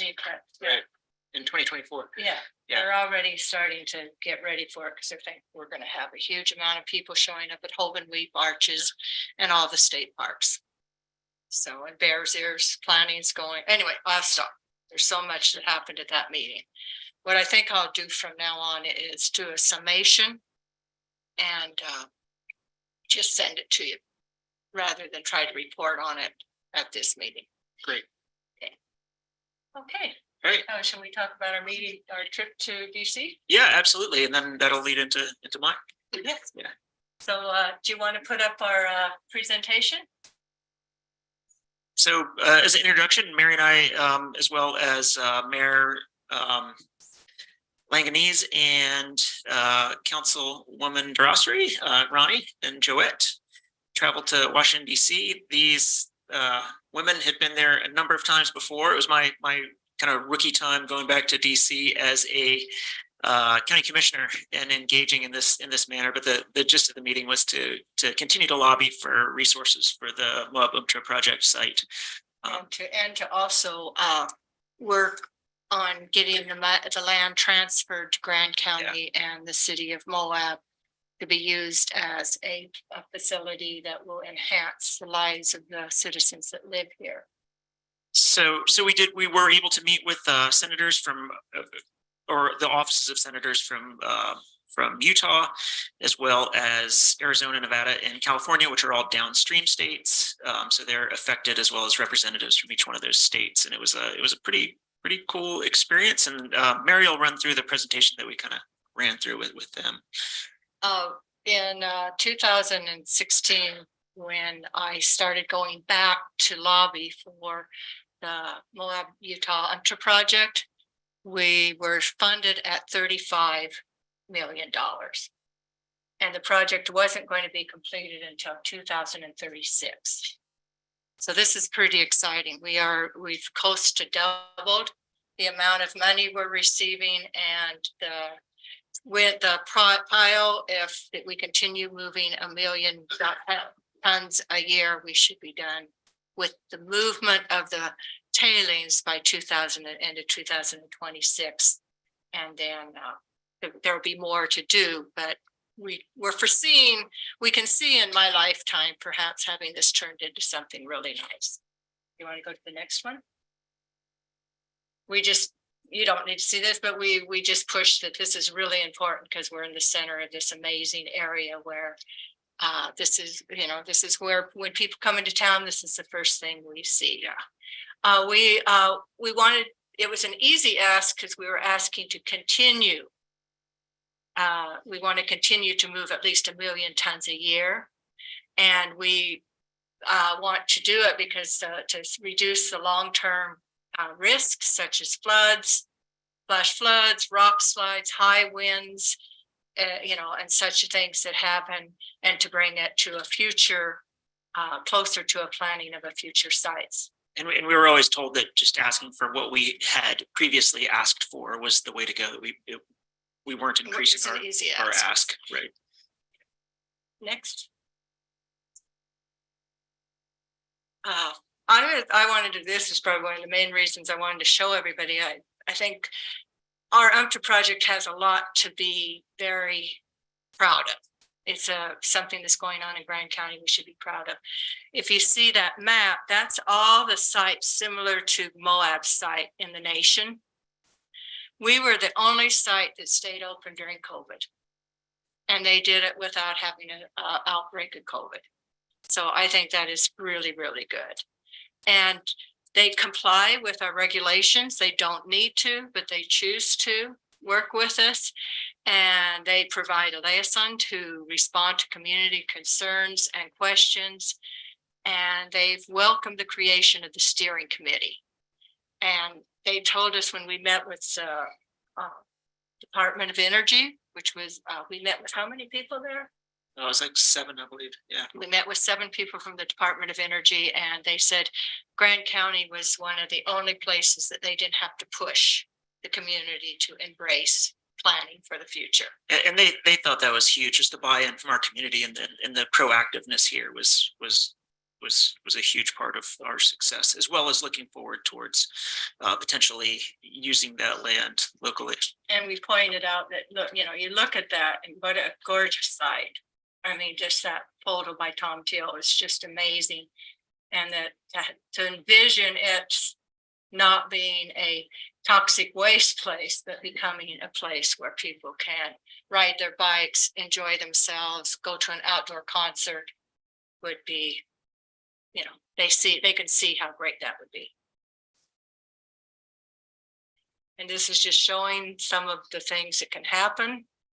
The winds that happen, that there's no way you can keep enough water on it to keep the wind from picking up the dust and taking it into our community. We've had floods that have reached up to the edge of the pile They're already making plans to keep the water from getting there this year. And then rock slides, that's the rocks, the picture on the left is the rock slide when it covered the tunnel. Do you remember that? It stopped. Look at that rock that fell last summer. Is that amazing? That's a person in the foreground scale. Yeah, and so he said, you know, the longer this project goes, the more likely something's going to happen. Somebody could get really hurt. The other thing that I forgot to mention is the safety record at this project is huge. They have gone up to 1,800 days without an injury that stopped workage, which is, they were pretty impressed with that. Okay.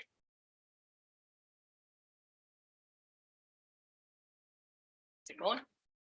Not moving? It's right over here. It has to Thinking be about there. it. Okay, you can go that's when we're celebrating the 1,000,000 tons. That's everybody that's working on, not everybody, there's a lot of people that couldn't make, but that's the people that are working either in the steering committee or the future sites.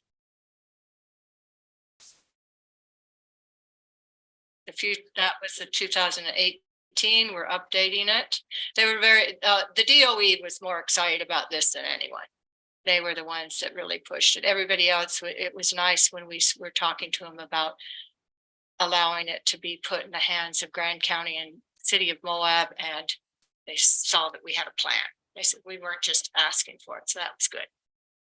And then just once again, asking them to continue the funding so we can turn it into a place of beauty. And then we did the next few slides you could go through quickly. That's just showing what it used to look like. I don't know how many people saw that. Okay. The Senate signed last year a resolution saying they wanted this project completed. The Utah Senate. The Utah Senate, not the federal, the Utah Senate. And then do you want to go to the last page?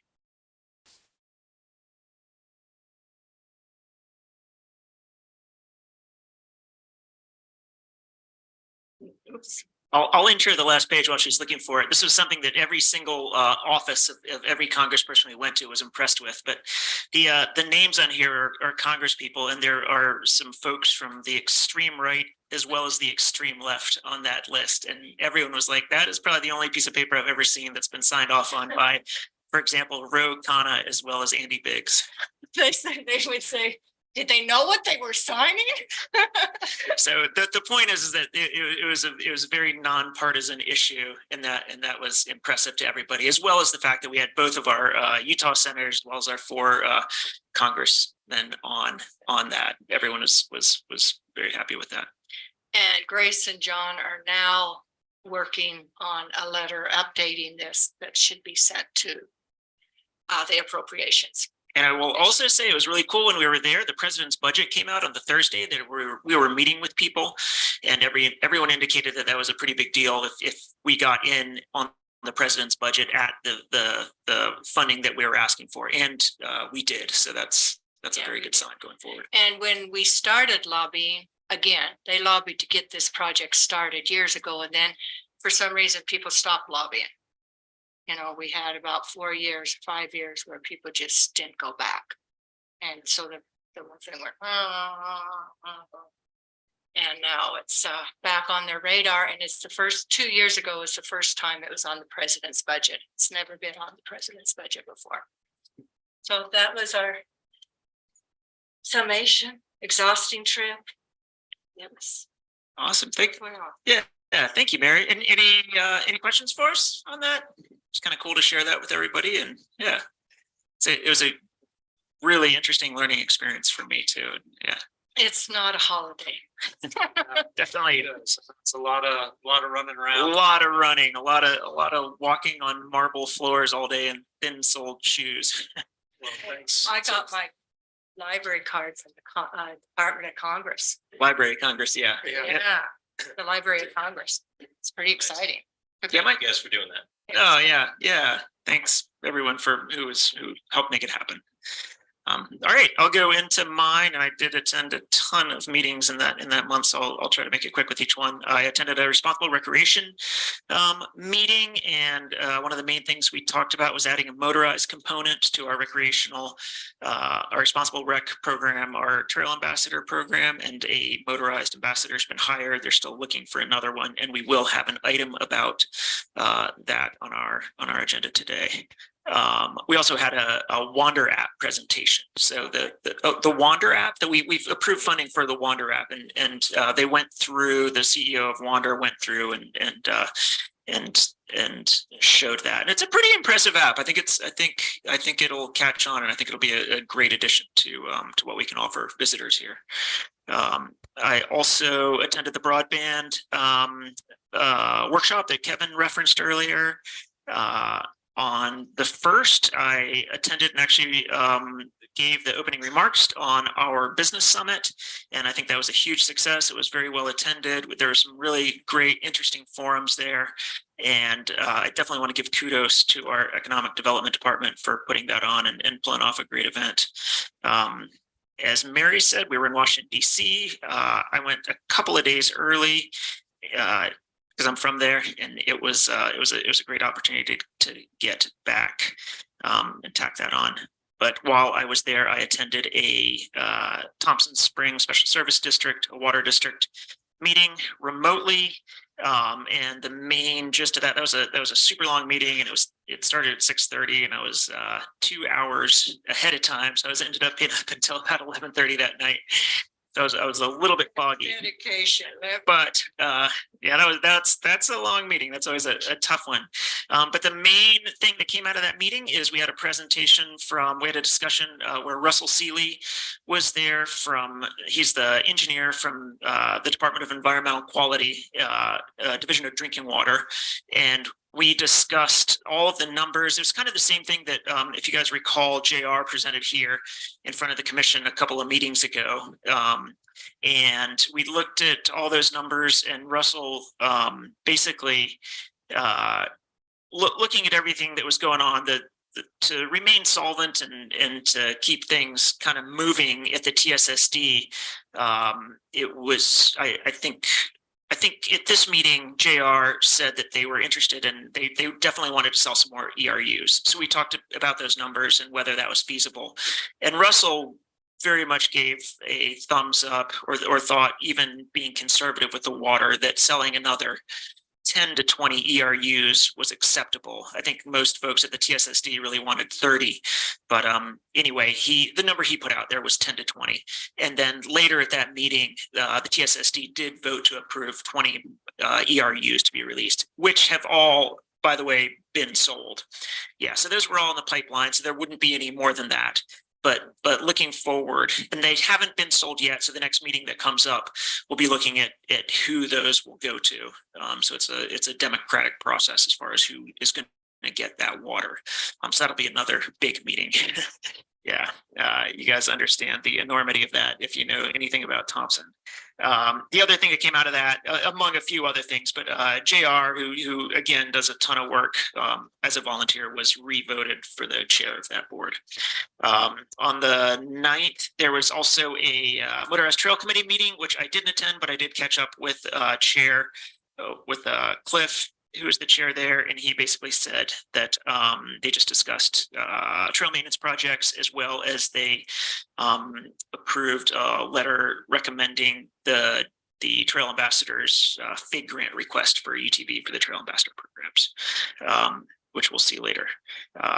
I attended a Trail Mix meeting last Tuesday. There's a discussion of volunteer events. Since Colin Topper has taken over his chair there, they've done a really good job at drumming up volunteer work and getting people out on trail projects, as well as other just super fun things. He's really changed Trail Mix around a lot, and there's like a community groundswell there. So they've gotten tons of volunteers, which is awesome, but it also presents its own problems. So we were talking about different things there, everything from waivers to just how to organize volunteers to get the best use out of them, etc. So that's a good problem to have. It was also, we talked about, it was Captain Ahab, which is a great mountain bike trail, and one of our premier draws here. It was the 10th anniversary of that trail. That was the brainchild and work of our own Tyson Swayze, who works for Grand County Trails. He did that, so there was a bit of a celebration for that event, and we had some stickers printed up, and Tyson wore a whale outfit, which was pretty funny. The Trail Mix also held a bike swap at Moab Cyclery, which people came and traded out their old bike gear, and you could buy used bike gear and pay a fee, and that raised $600 for Trail Mix, which was a pretty cool thing as well. They also had voted on an active transportation rep to Trail Mix. That position is still open. So, if anyone who's like a Uber commuter in town, bike commuter, pedestrian commuter, and would be interested in being a rep to Trail Mix, let them know that position is open. And lastly, there's a lengthy discussion about dog trail etiquette that stemmed from a couple of incidents on the trail recently with people getting bit by dogs or dog fights happening. Enough of Trail Mix. Let's see, I did go to the ribbon cutting for the Moab Transit. That was awesome.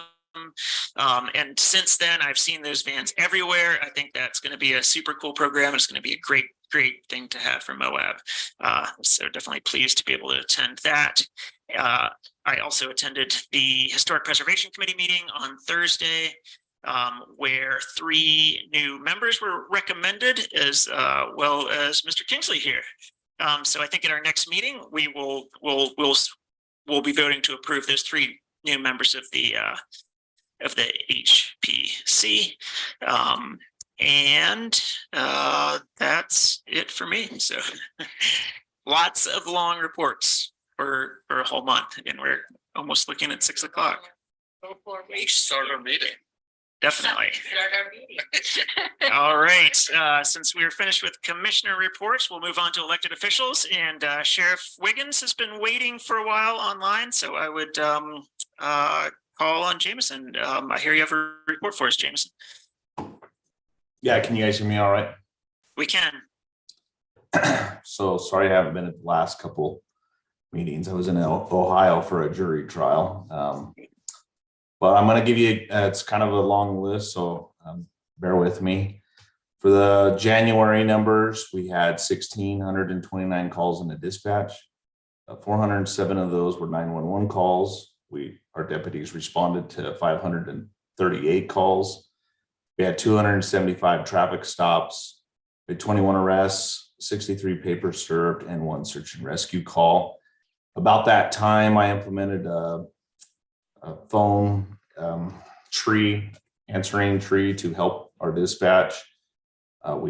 Since that, we've had 1,100 calls for the month of February into dispatch, 448 911 calls. We had 634 calls that the deputies responded to. We had 387 traffic stops. We had 10 arrests. We served 28 papers, and we had 4 search and rescue calls. March is already out of control, so I'll give those to you next month. Since our task force has been created, I'm very proud to say that we've seized 139 pounds of meth so far off the streets, 2 kilos of cocaine, 2 kilos of fentanyl, 1 ghost gun. We've had 5 arrests with those numbers, 1 warrant for robbery and carjacking, and we've coordinated 2 stops with Colorado for 2 arrests, resulting in 56 pounds of meth and 13 pounds of fentanyl and 1 pound of cocaine out of our task force. So our task force has been very busy. I've been extremely busy. I've signed an MOU with Operation Underground Railroad. It's a nonprofit that targets things such as human trafficking, sex trafficking. They're paying 80% for a license plate reader for us. A license plate reader is about $14,000. I've signed an MOU with the Attorney General's Task Force Internet Crimes Against Children. I've signed an MOU with Arches National Park in regards to our search and rescue services. I've signed an MOU with the Forest Service. They're paying us $30,000 for equipment that we can use for our patrol deputies. Moving on to staffing, we were 2 patrol deputies short. We're 1 correctional deputy short. Well, we're fully staffed in dispatch. And we're struggling to find equipment and vehicles right now. I could be fully staffed on the road today if we had some vehicles. I don't have any spare vehicles. I do see this turning into a problem if one of our vehicles goes down. Some pieces of equipment are 7 to 9 months out. I ordered a new bulletproof vest and they told me it was 7 months out. And so I don't really feel comfortable hiring these deputies if I don't have any equipment or vehicles for them. I've been sharing a bunch of information on social media, on Facebook and Instagram. I would encourage everybody to follow us. We've got 3 new sergeants within the sheriff's office, Sergeant Josh Allner and Fry. Both of those are patrol sergeants.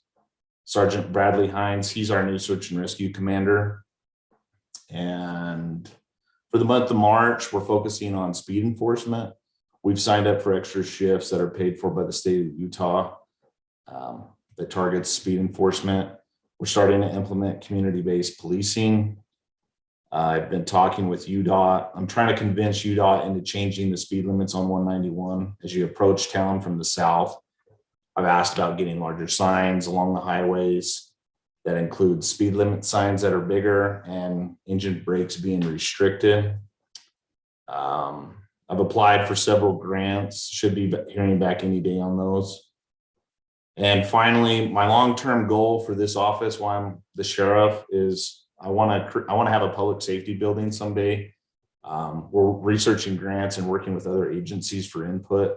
We've outgrown our jail and we've outgrown this old library. We have 3 different places for evidence scattered throughout the county. And so it's time that we get with the times and get a public safety building. So that's my long-term plan.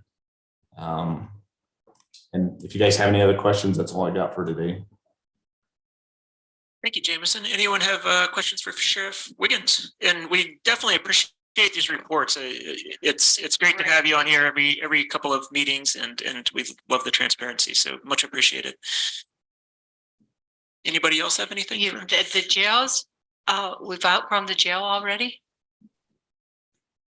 Yeah, I would say that we're definitely outgrowing the jail. We're having a hard time with the holding facilities that we have.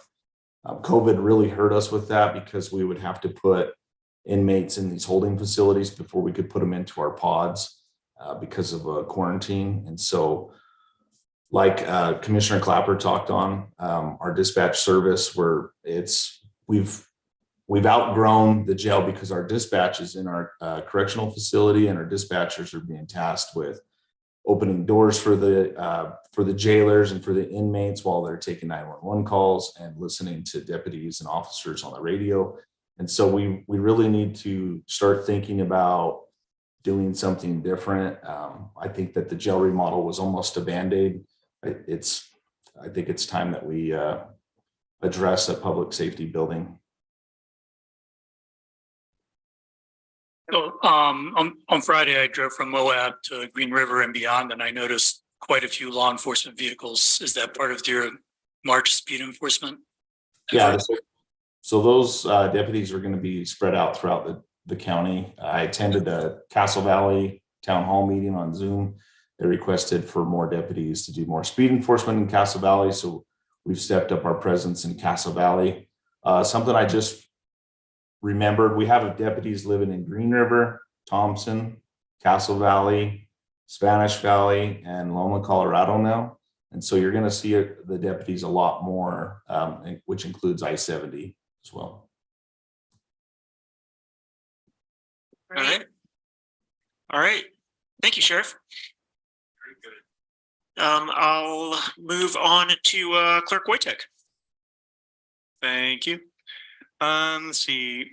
I've just been pretty busy the last 2 weeks working on onboarding our new clerk deputy, Dana Van Horn. She's been doing a really good job studying the elections handbook, the elections code, getting really familiar with our voter registration database. And quickly she will be in our elections expert here in house, and that's going really well so far. We had a visit last week from our liaison, Shelley Jackson, from the Lieutenant Governor's office. She was really, it was a great opportunity for her to meet Dana. Also, she was going over some updates based on the legislative session. They're actually hiring, they have funding for 5 new staff people at the Lieutenant Governor's office, primarily dedicated to elections, which is I think it's close to a doubling of their staff. So they're kind of preparing and for those changes in there. And I think it's great news for us. It's more support. It's more well-established and formalized training resources. So I'm glad that they're so open and willing to make those changes. And those were based on partly on recommendations from the legislative audit that took place during the primary election last year, where we hosted a gentleman that came for that audit procedure. We have Dana and I are going next Thursday and Friday up to Weber State for the next session of the vote certification training, which is, I went to the first session in January, and we'll have to go 5 times to complete that certification. And that certification, actually based on the legislative session, is now becoming, it had been optional and now it will be required. So we're just following through with what is now a requirement, but it's a really great program as far as trainings go. I was extremely impressed by the quality and the breadth of the topics of that training. And I had a lunch meeting with Personnel Services Director Baker and a representative of the Utah Local Government Trust, just for an update on our liability insurance and areas for improvement and ways that we can save costs at Grand County. That's all I have for now. Thanks. Awesome. Thanks, Gabe. Attorney Stocks. Just some of the highlights for the last little bit. Commissioner Walker and I met with other members of the A team is the only thing that's coming to mind, but Quinn, Mallory, the commission administrative task team. We're looking at doing a uniform bylaws and board information, and Commissioner Walker and I had fun going through language with the help of Mallory and Quinn. So that's exciting. It's not, but it is. We're also looking at what we can do with the opioid settlements. We've kind of sent some emails around there. I'm researching what is required to do. There's only a few community members that would qualify for that. And luckily, I think we can set something up so that we can do some sort of payment to them and in a way that's appropriate. Apart from that, we've had trainings in my staff. We brought law enforcement training down to do neuro assessments, kind of where we step into the shoes of a person that's going through domestic violence. And it was really interesting. Deputies from the Sheriff's Department attended, as well as a lot of members of my staff, because there are certain things that people that are suffering from domestic violence, they don't exhibit the signs that people would think. And so that's very helpful for us and staff. And additionally, one thing that I think is really cool for the community is there was an open house for the new free health clinic. And they brought a lot of different, they bring a lot of health aspects to it, but also other offices and nonprofits in there. And I think they'll help out the community in a lot of ways. And I went to that, and it was quite entertaining, quite interesting, and all the services they provide. So apart from all the other attorney items that we do, those are kind of the fun things. Great. Thank you, Stephen. I actually did forget one item on mine. I was able to talk to Jesse Martinson from the State Audit Committee. He called and he said that I could let you all know that the audit is absolutely not focusing on Grand County and that it will be out to the general public on April 12th. So I think that sounds like good news, and definitely looking forward to hearing. This is the legislative audit? This was the legislative audit, yeah, that we all interviewed for early this year. So yeah, that's all that he told me I could share with folks right now. But that I think that's a great sign out. Definitely looking forward to a couple weeks out of that audit being public. I will move on to Mallory, Commission Administrator. Okay, I won't repeat anything with the meetings and work groups that I attended with some of you, but with the bylaws that Stephen mentioned, I do want to give credit to Alicia because she's been pushing it along and I'm sure painfully nudging us. So thank you. And when it's all said and done, she will be the board and bylaw. Czar. There you go. That's the right word. Something Evan spoke about that I think Chief Markham also had in his report was an alert sense, and they were potentially going to come to this meeting to do a presentation, being emergency management and dispatch, just like a quick 5 to 10 minute presentation. Hopefully they can do that at the next meeting. I did attend one of their task force meetings with all local first responders. I know you were out of town, Jacques, but it was really interesting.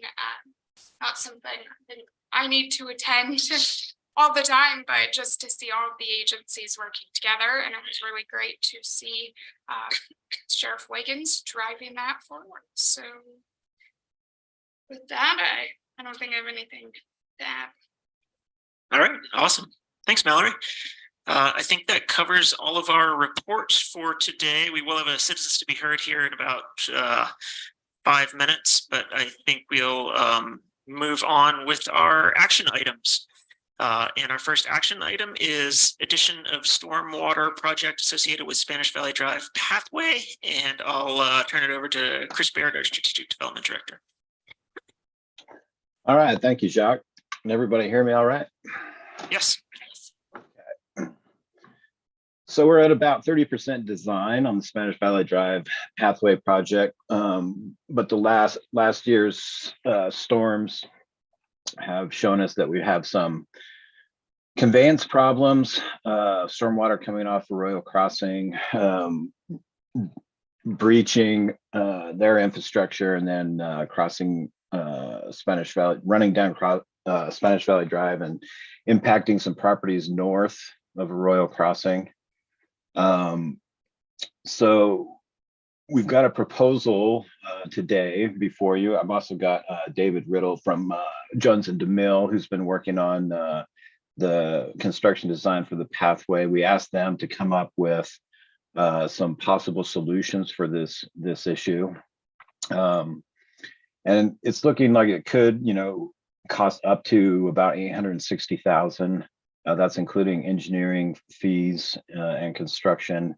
This would have to be funded separately. We wouldn't be able to use the UDOT hotspot money for this. And so this would be a stormwater project that we would tag on to that project. Dave, do you want to maybe share your screen and go over the stormwater issue and just kind of give your synopsis of the possible remedy? Yes. Let me see. Can you see my screen right now? My Google Earth screen here? Yes, we can. Okay.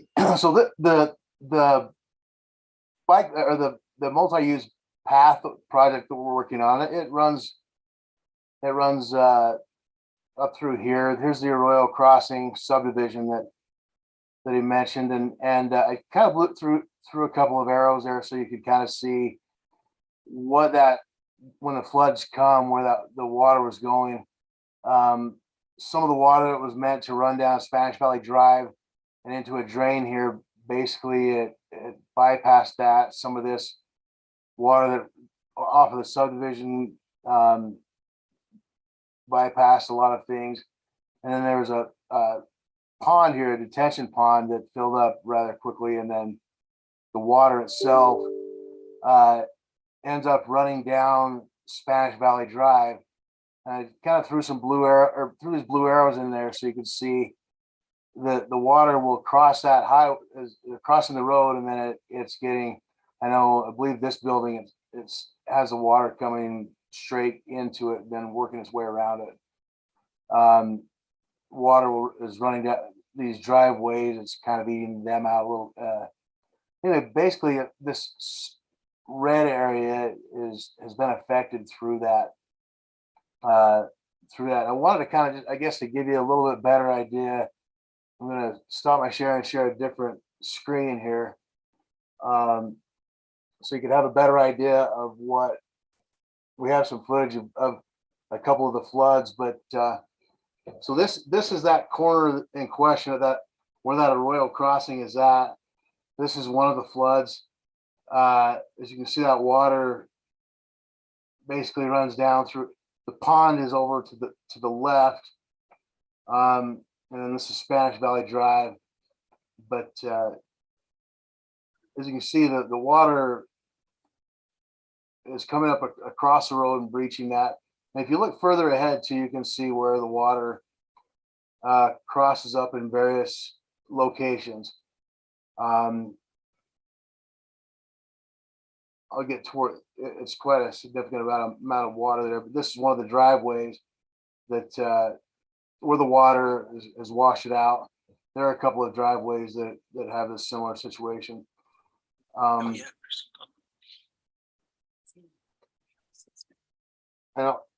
I'll share one more, just one more kind of shot here. This is looking back up Spanish Valley Drive, and as you can see, this is a different storm, but I think it also poses a risk to the traveling public.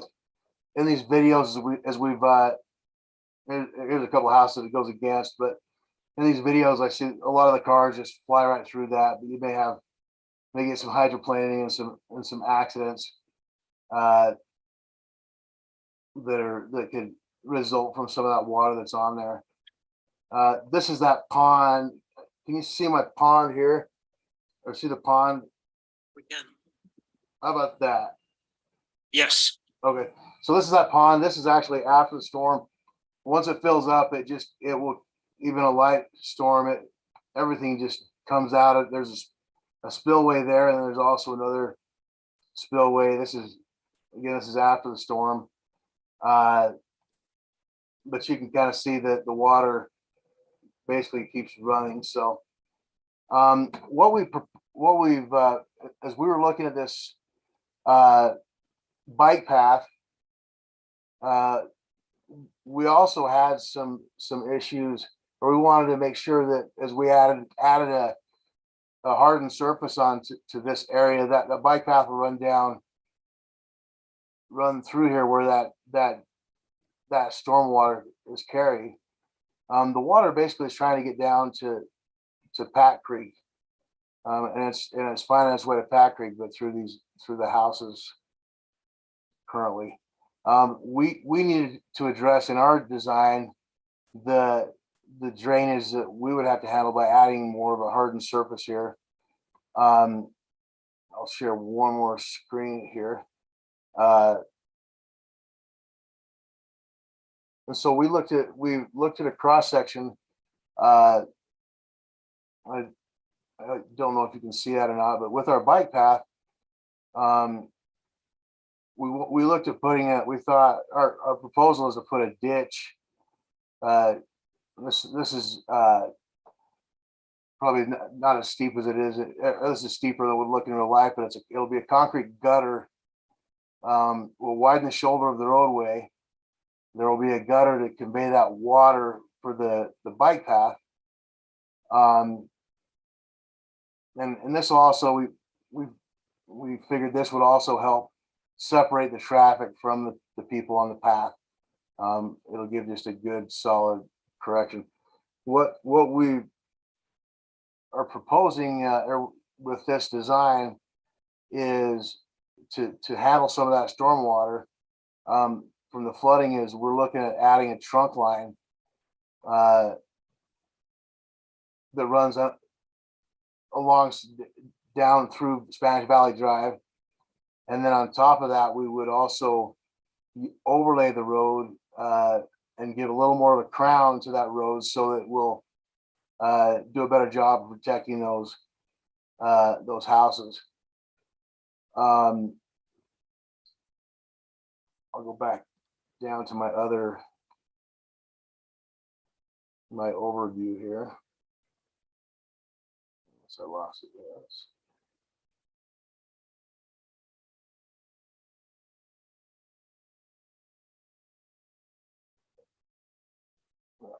if he's there.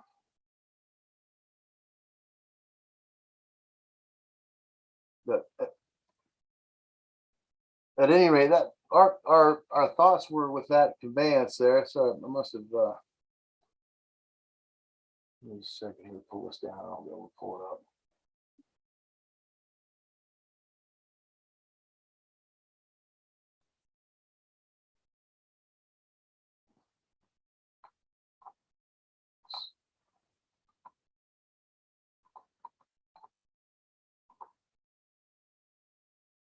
Lost my Google Earth there. So,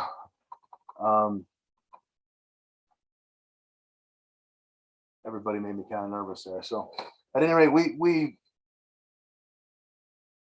let me pull out one more second here. So I can find a better one here.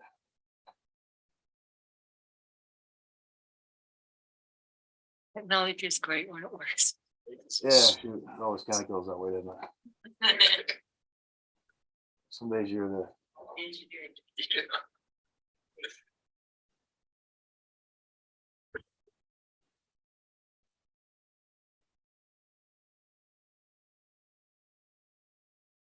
sorry about that, but that's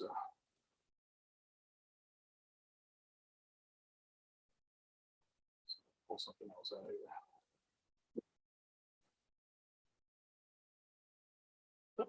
While we're waiting for this, Oh, Chris, yeah. maybe you could. Sorry about that. Yeah. Well, while we're waiting for this, Chris, did you want to further the conversation? Sure. Yeah. And so at this point, I think the project cost, hopefully, Dave, we can agree that this is sort of hopefully a maximum cost, this 859,000. At this point, it's sort of we're just making it something of a soft commitment to move forward. If we approve the motion that's before you, then there's still quite a bit more discussion to be had, I think. I do want to meet with Arroyo Crossings engineer and Horrocks, who also approved the drainage design for Arroyo Crossing, just to get a little bit of better understanding of how that system is functioning and what future phases might bring to the table with regard to stormwater mitigation on that project specifically. So that's a meeting to be had fairly soon. But we are at the stage now where Jones and DeMille can't continue on with the design of this project without knowing whether or not we're going to continue to pursue this stormwater project in association with the bid package. And so putting it into the bid package for the pathway would be the most efficient solution, as opposed to having two separate projects. Save on mobilization and whatnot, to include this with the pathway. And obviously, since the infrastructure is right under the pathway, it's kind of essential. And also, the flooding obviously would impact the pathway itself as well if we didn't resolve this issue. Right. So what we're looking for here is just, this nod from the commission to continue on working on this stormwater project. Probably the next step will be a change order with our contract with Jones and DeMille to include the engineering for this. And then eventually we'll have to also adjust our contract with UDOT to include this project in the total project cost. And then it'll become a part of the bid package when we put the entire pathway project out to bid. Okay, awesome. Any questions for Chris or Jones DeMille? Yeah, I don't Bill? have a question. Sure. I met out there with the homeowner several times after the last couple of floods. I repaired that one driveway that had a ditch running down it for that family that lives down at the bottom of that hill.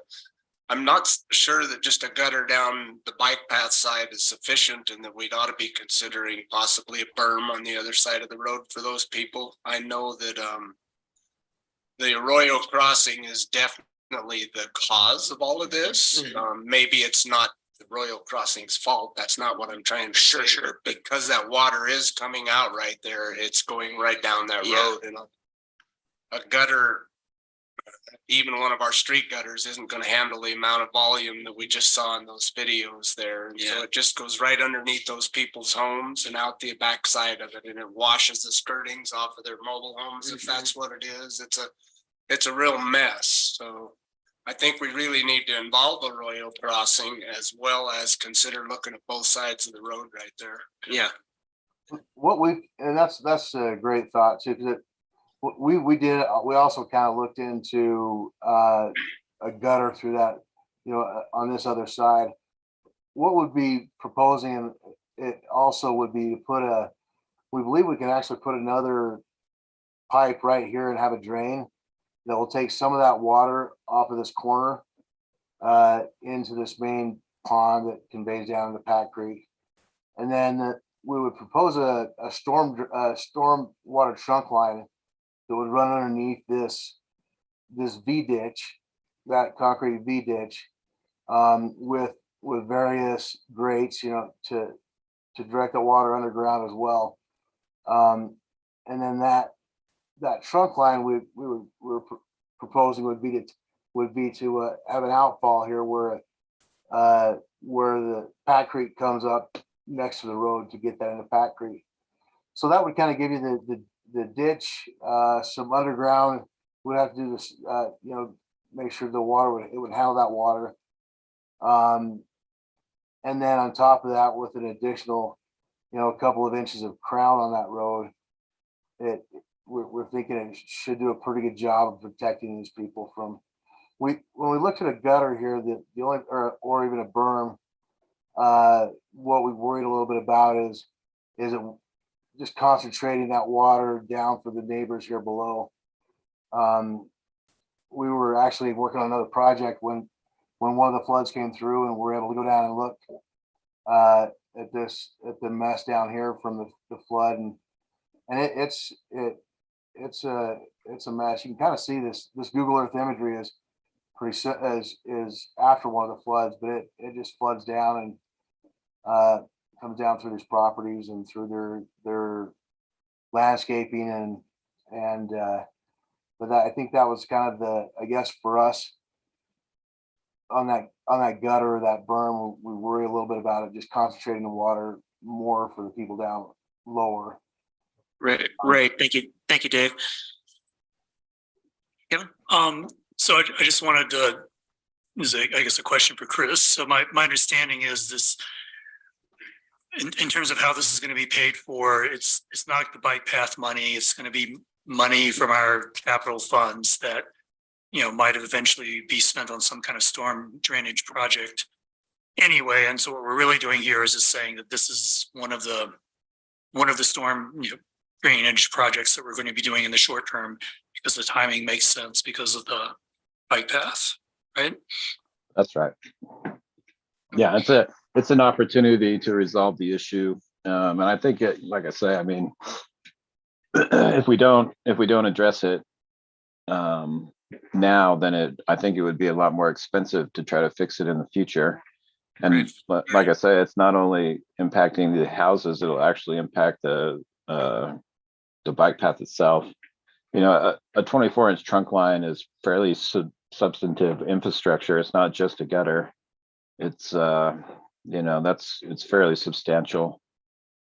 And so, I guess I rely on our engineers to tell us what's going to work. And this is some fairly robust stormwater infrastructure we're talking here. Great, thank you, Chris. Bill?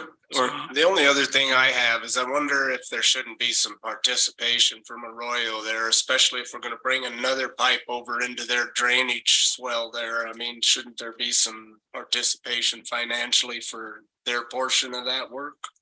Yeah, and I think one of the questions I have is what future phases of the project will bring in terms of stormwater infrastructure, because they've kind of graded the entire project. And I'm not entirely sure if all phases of stormwater infrastructure have been installed yet. And so, if the entire project's been graded, but they're only partly done with their stormwater infrastructure, then that could be a part of the problem. But I don't know if that's true or not. I still need to meet with their engineer Horrocks, our engineer who approved the drainage plan, and also Jones and DeMille, get all these folks together to talk about it. Thanks, Chris. Because I agree that there could be, some deficiency on the rail crossing subdivision itself. But Right. we need to, I don't know if that's true or not. I need to talk that out with the engineers. But you'll have those conversations. Yes. Thank you. Yeah. Mary? Yes, I agree with Bill. This needs to happen. The damage that's happened over there is, while people were working on the parkway and trying to get that, I was over there helping people get out of there. They were landlocked in a sense. They couldn't even get out of their homes. So that being said, I do think we need to go beyond this and really look at fixing the entire issue. But this is a beginning. So I move to approve the addition of stormwater mitigation projects between 2,200 West and 1,700 West Spanish Valley. Does that make sense? Spanish Valley Drive to the Spanish Valley Drive Parkway project. I'll second that. I had 3 seconds at the same time. Somebody else can take. All right. Trish vocalizer. So I have a motion on the table by Commissioner McGann, a second by Commissioner Hedin. Further discussion. Yeah, I just wanted to say something more generally about storm drainage. I think as we've heard from time to time, we had a study done, excuse me, maybe 10 years ago about storm drainage priorities in the county, and there are a lot of them, and the total price tag I think is like $90 million, and that's in dollars from 10 years ago. So now it's maybe $180 million. So it's all of these I think are important. We've seen the bad effects of floods, especially recently, but it's not something, we can't just do them all at once. And so I think prioritizing those, deciding which ones are going to get done sooner and which ones later is really important. Our existing stormwater master plan does have a prioritization, but I do think we should revisit that in light of recent experience. I've discussed this with Bill Jackson as well. And in particular, quite a lot of our initial funding has been spent on the Jackson Street project, which, why there? Well, that drainage flooded and closed 191 just before the report was done. So everyone agreed at that time, we better do that.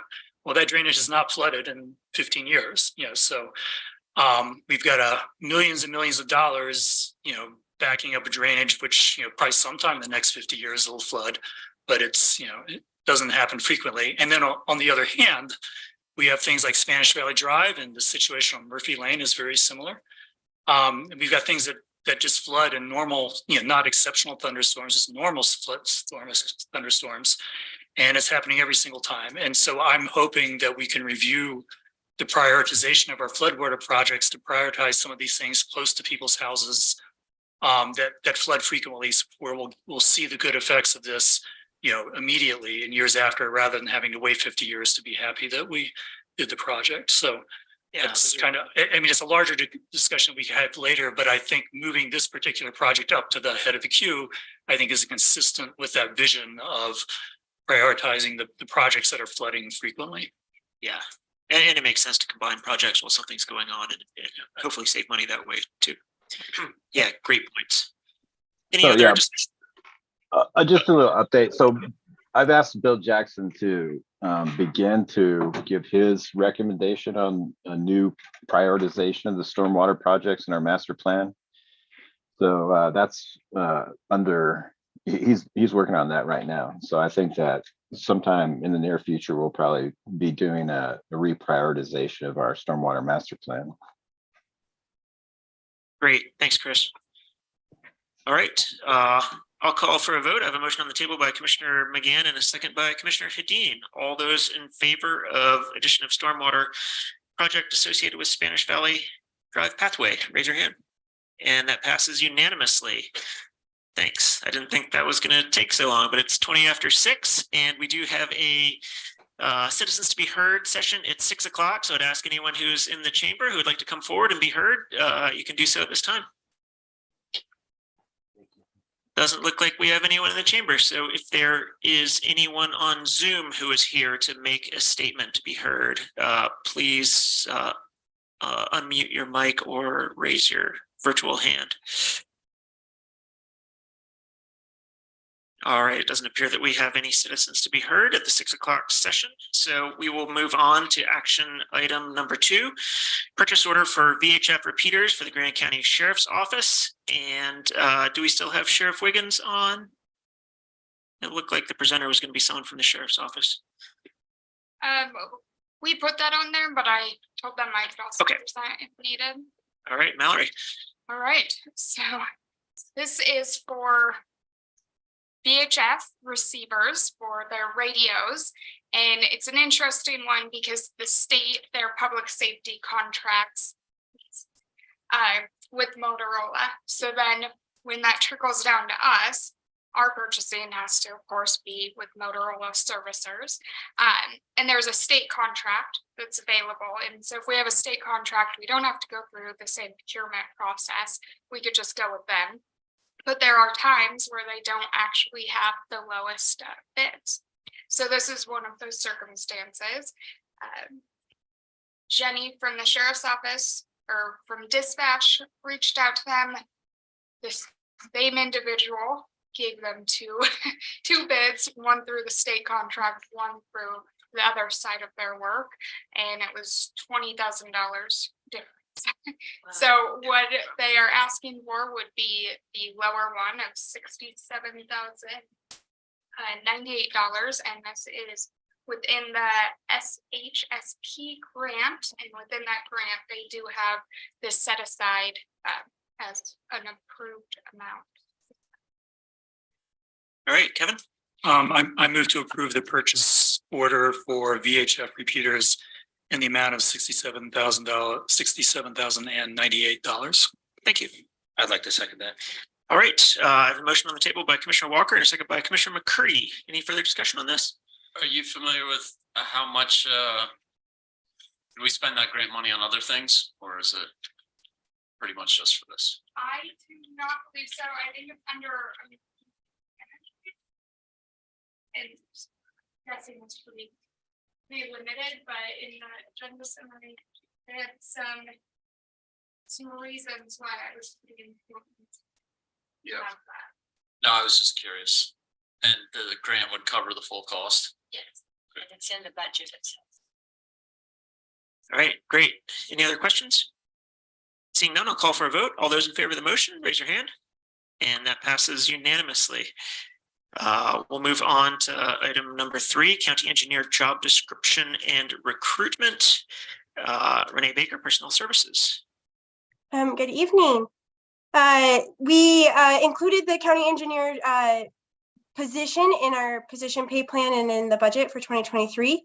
At the time of approving the budget, we just weren't quite there with the job description. So we've all collaborated on that and come up with the job description. We're ready to hopefully get hiring for this position, kind of in sync with the office space remodel. The county engineer will have an office space out with planning and zoning and the building inspector in the Interact House once that's remodeled.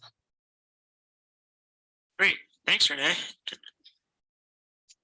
Anyone have a question for Renee on this item, or Mary? I move to approve the county engineering job description, authorize recruitment and hiring effective 3/22/2023. Fantastic. I'll second that. All right, I have a motion by Commissioner McGann and a second by Commissioner Hedin, and I'm excited about having an in-house engineer. I think that'll be a great asset, especially looking at all the stormwater issues, etc. Anyone have a question for Renee concerning this? All right, seeing none, I'll call for a vote. All those in favor of the motion, raise your hand. And the motion passes unanimously.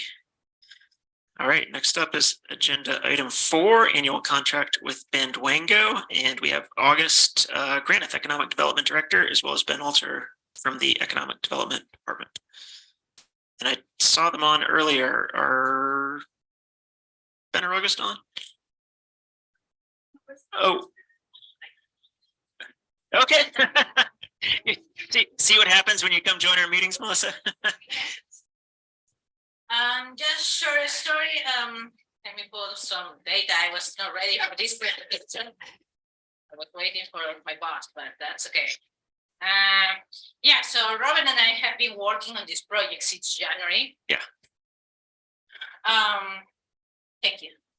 I have meeting with Kelly. She is the art and special event director, and Christy Williams. She works for the MOA Art Trail.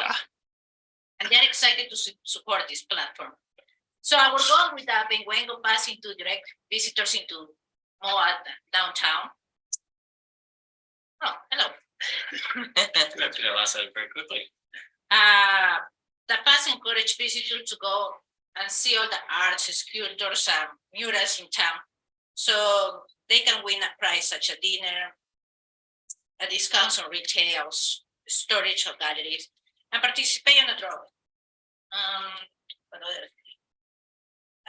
The pass also we offer discounts participants in restaurants and incentive to create revenue for the business. Also, the local businesses who want to participate in this platform is without no cost. It's no cost also for the visitors. We are just paying, how much does that cost? $9,500 for just an annual cost. And Salt Lake City is using this right now. It's a honey pass. We want just the visitors engage more in downtown more than just on the national parks. Yeah. And support the local businesses, the arts galleries, the museums, and that's what our main goal is. Awesome. Thanks, Melissa. Did you have anything you wanted to add, August? Yeah, I think I'd add that this kind of came on my radar as I reached out to other destination management organization directors as to what products they were using or vendors that we should be aware of. And this came highly recommended. Actually, the most recommended thing from some more kind of tech savvy directors. So this is used in many other places and it's used on company. Yeah. I'm happy to answer any questions.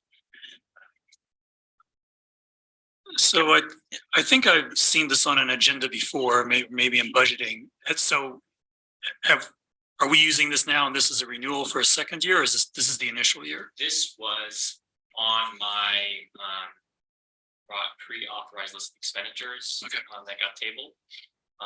So that's probably where I discussed it in this forum. But this would be, we've been working behind the scenes to kind of get ready to launch this and work with them and conceptualize what this could look like on our end.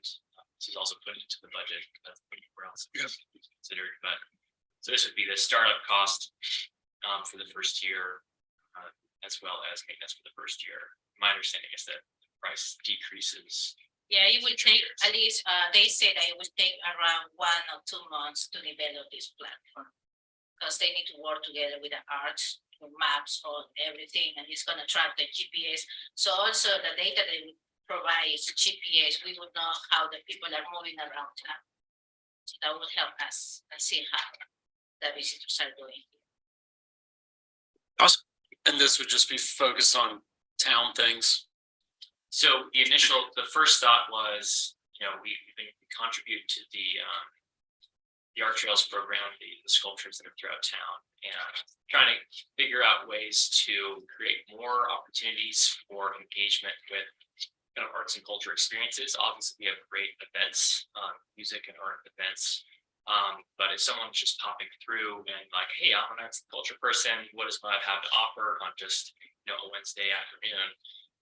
This is an evergreen kind of opportunity for engagement and experience that's arts and culture focused.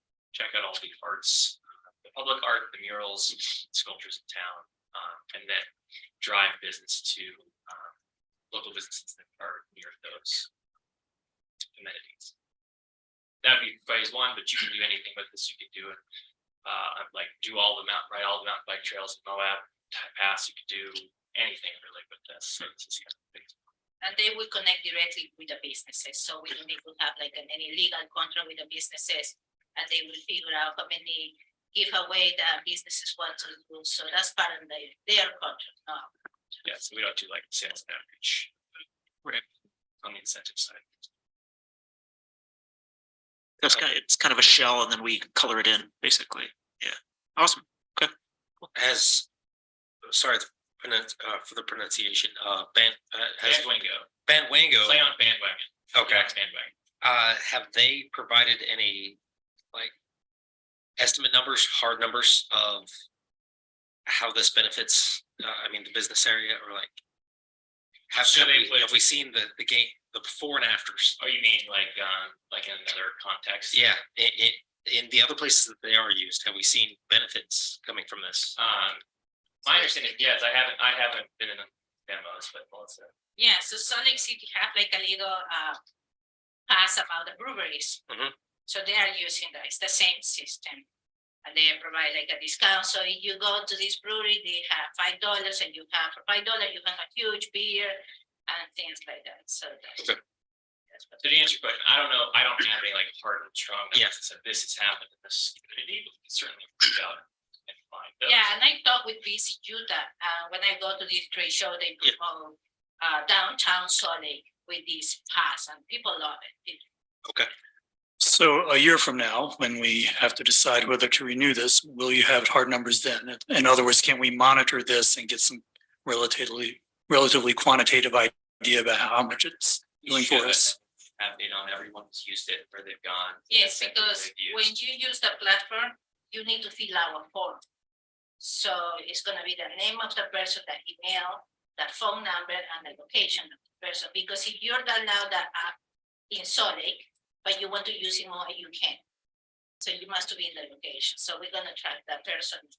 Okay. How many people are you gonna download? But ultimately, we'll have some dollar estimate of the amount of economic benefit. And if that number is a lot bigger than what we're paying, we're happy. And if it's less, then we should consider trying some other idea, I suppose. I think that you're in the right place. You should be able to get the empirical data of how it's been used. I think they allow in the sole source determination letter, it says that they'll do a custom data analytics setup so you can put together the dashboard of what you're looking for. I mean, because I have to admit, my gut feeling is skepticism toward any app. I think, most of them fail and don't work, but a lot of them succeed really big in a really large way. And so you have to try some and take some risks. And it sounds like you've talked with other people who use these things. And, it's worth giving this a try. But I think once we give it a try, I think we have to just evaluate whether it's worth continuing to try. So I just want to make sure we're making the best bets we're able to on this sort of technological stuff. So. No, really, to reiterate, I mean, sometimes we have to take risk. Doesn't seem to be a huge one there, but I really would like to revisit that. I mean, the hard numbers, that would be, I mean, seeing those prior to now would have been much easier, but I mean, I'm willing to take that risk to see, but I'd like to see hard numbers coming back from them. Can I clarify? Yeah. What you're requesting? So we can certainly come back and show a case study our numbers in other contexts. We will certainly continue to monitor the impact of the program and bring that back during the budget process next time this comes for approval. Thank you. Yeah, of course. And is this Sorry. Mallory? I would just say, not a commissioner, but I think Stina from Thompson, or who has a business Sanitary, had an idea along this line that was just her own idea, not an app. And so if it is approved, it might be worth talking to them and seeing how it can be utilized in Thompson Springs while they're trying to grow things. Yeah, that's right. are they going to, sorry. Oh, that's right. I just saw Evan speaking. I forget all your budget numbers. This is coming from the promotional side. Yes, this comes out of the 2AI, so it's down tourism, under professional services. So we budgeted 10,000 for this year. Yeah, Kevin. So I moved to approve an annual contract with Bandwango for $9,500. Thank you. All right, I have a motion on the table by Commissioner Walker and a second by Commissioner McGann. Further discussion? Seeing none, I'll call for a vote. All those in favor of the motion, raise your hand. And that passes unanimously. Thank you, Melissa and August. Did it? I didn't see Mary saying. Oh, for the second, you mean? Well, but that's. Oh. Did you vote for that, Mary? Okay. I was looking back up, going on to the next agenda. All right, moving on to item, so we have already dispensed with item number 5. We'll move on to item number 6. Voluntary appointment to the Grand County Economic Development Advisory Board. And it looks like Mary is presenting this one. Great. The Economic Development Advisory Board spent quite a few meetings. Lots of good applicants. So exciting when you're not beating the bush to find applicants for these boards, like so often we have to do.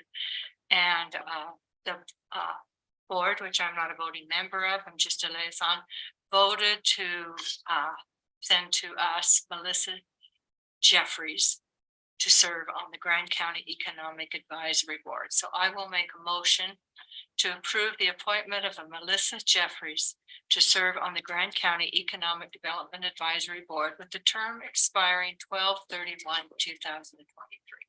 Very soon. Thanks, Mary. I'll second that. Okay, I have a motion on the table by Mary and a second by Trish. Discussion. Mike. Did we have other applicants with that?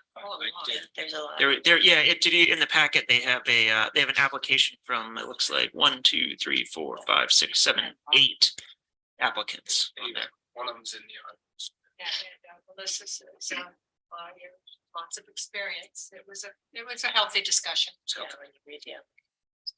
Yeah, I'd say, I think because there's so many applicants, the interviews are split between 2 different meetings, and I happen to be substituting for Mary at the second of those meetings. So I heard a lot of the interviews, and I agree that, yeah, there was an unusually large number of plausible applicants, and that actually caused the board to have a lot of trouble making a decision the first time around.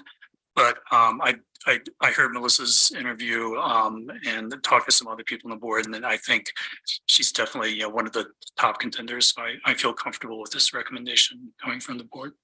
And you can go and watch all the interviews. They're all recorded. And, I did watch the ones that I missed. All right, any further discussion on this item? All right, I have a motion on the table by Commissioner McGann and a second by Commissioner Hedin. All those in favor of the motion, raise your hand. And all opposed.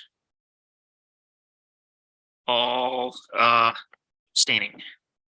All right, motion passes 5-1 with Commissioner Winfield opposed and Commissioner McCurdy abstaining. We will move on to agenda item 7. Voluntary appointment to the Planning Commission.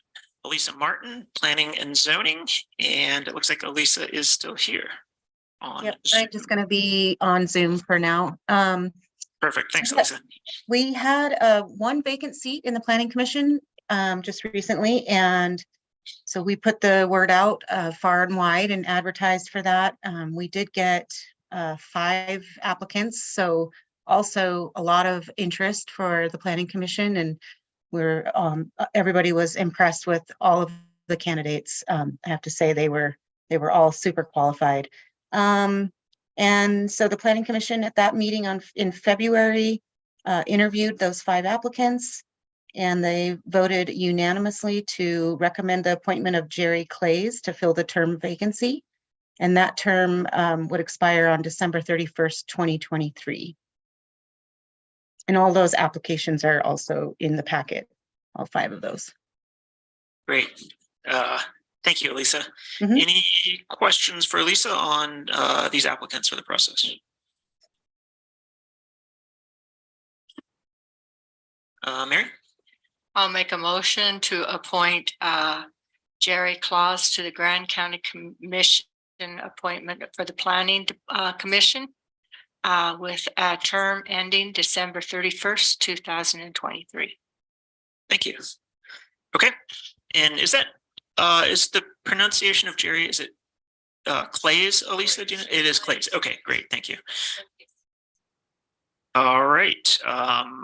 I have a motion by Commissioner McGann and a second by Commissioner Winfield. Any further discussion on the nomination? I'll just state that I was there. All of the applicants, it's just so great that so many people are interested. They all, you know, it was a tough, they all did a great job during the interviews. I think it was really hard for the board to make a decision, but Jerry just seems phenomenal, you know, just extensive background, engineer. Yeah, I think he'll be a great addition. All right. All right, I'll call for a vote. All those in favor of the appointment, raise your hand. And the motion passes unanimously. And we'll move on to agenda number 8, ordinance to approve the amended development agreement for the Manderfield HDHO final plat extension. Elisa Martin. Thank you.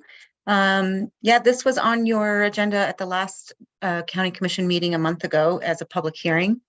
So this is a request to extend the final plat approval deadline for the Manderfield HDHO 5-lot subdivision out for 1 year, which would make the new expiration date April 21st, 2023. The final plat is ready for final decision and will be included on the commission's April 4th agenda for consideration and approval. Thank you, Elisa. Kevin? You got to sit through this. I know, thank you. Well, I'll make the motion first and then hopefully we can ask you at least one question. I move to adopt the ordinance approving the amended and restated development agreement for the Manderfield HDHO development located at 2691 Desert Road, allowing for a 1-year extension of the final plat recording deadline conditioned upon the following. 1, the owner shall record the amended and restated development agreement in the real property records of Grand County, Utah simultaneously with this ordinance and prior to application for final plat construction or development approvals. Thanks, Kevin. Second by Bill. All right. I have a motion on the table by Commissioner Walker and a second by Commissioner Winfield. Any further discussion or questions for the applicant? So I don't have a question, but I know. just a little discussion is that we've heard a lot of feedback about delays in getting HDHO developments online, and so I would encourage you to work fast. But really, it's I just kind of wanted to highlight the point that, you know, it wasn't so much this body, but just the nature of the world and trying to get development going and building underway. So there was a part of me that wanted to deny this in order to light a fire under other HDHO projects to get underway, but I'm happy to support it and look forward to its completion. Thanks, Evan. I guess my question is, what do you think your time frame is for actually getting houses occupied out there? Well, I already, 3 of the lots, one's for myself, one's for an EMT developer in town, one is for a housing authority employee, a builder. So there's 1 lot and I already have multiple people who ask me about it on a regular basis. So it's just a matter of getting the subs in, doing the infrastructure, doing the taps, and I hope that's I mean, the way of things, everyone's busy, so hopefully by fall, winter, I'm trying to be optimistic because it's been a very long process. All that would be done and in, and we would actually be selling the lots to the people that I already know, and we'd all be individually reported with our bills. So in particular, unlike a lot of other HDHO projects, you're not the builder, you're just subdividing and putting in utilities, selling the lots. Yeah, we're putting in the infrastructure and selling the lots to the individuals because we have all built houses, the 3 of us anyways, I don't know what the 4th lot. And so we want to build our own. Great, thank you. Yeah, thanks for sitting through all this to be here. Yeah. All right, I have a motion on the table by Kevin and a second from Bill. Any further discussion on this? Seeing none, I'll call for a vote. All those in favor, raise your hands. And that passes unanimously. So, thank you. We're on to agenda item number 9, memorandum of understanding between Grand County and Southeast Utah Health Department. Maddie Logowitz from Grand County Active Transportation and Trails.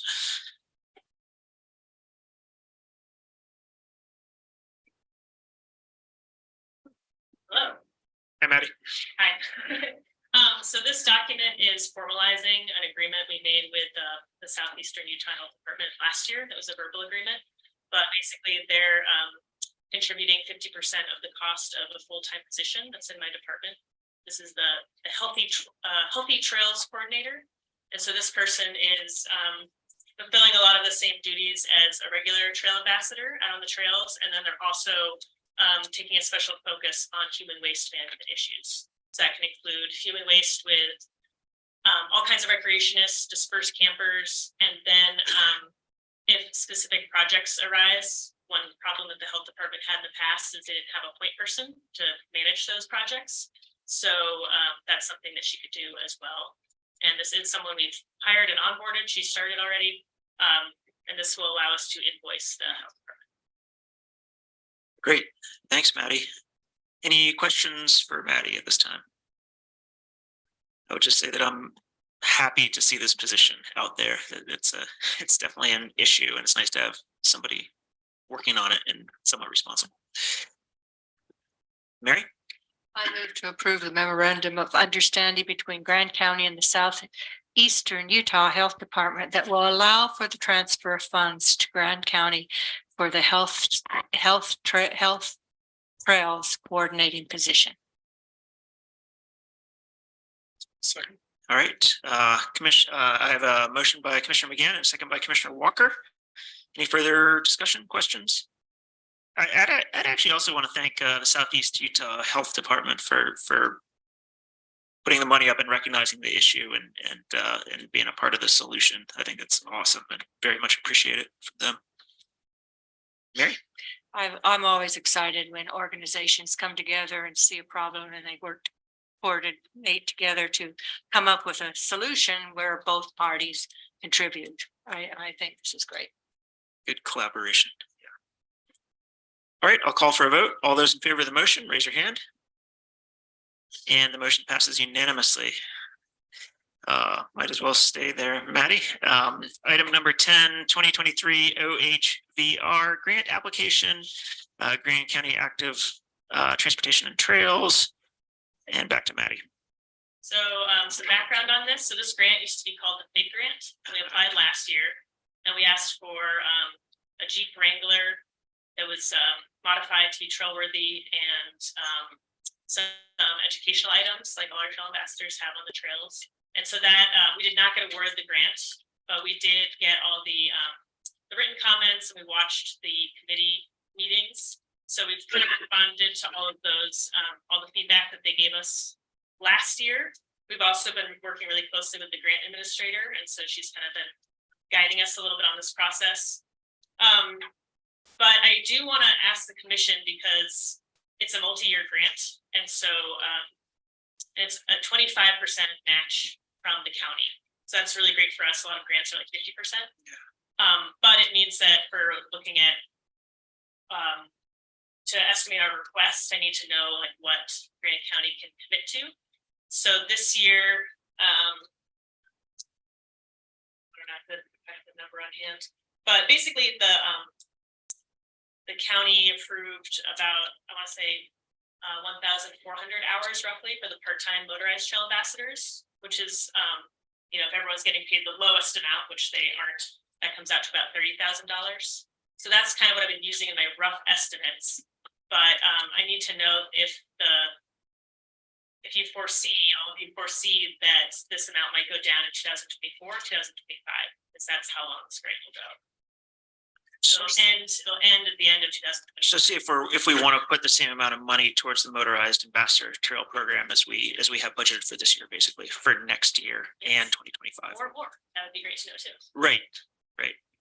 I personally think it's going to be very beneficial to have a trail ambassador program on the motorized side of things.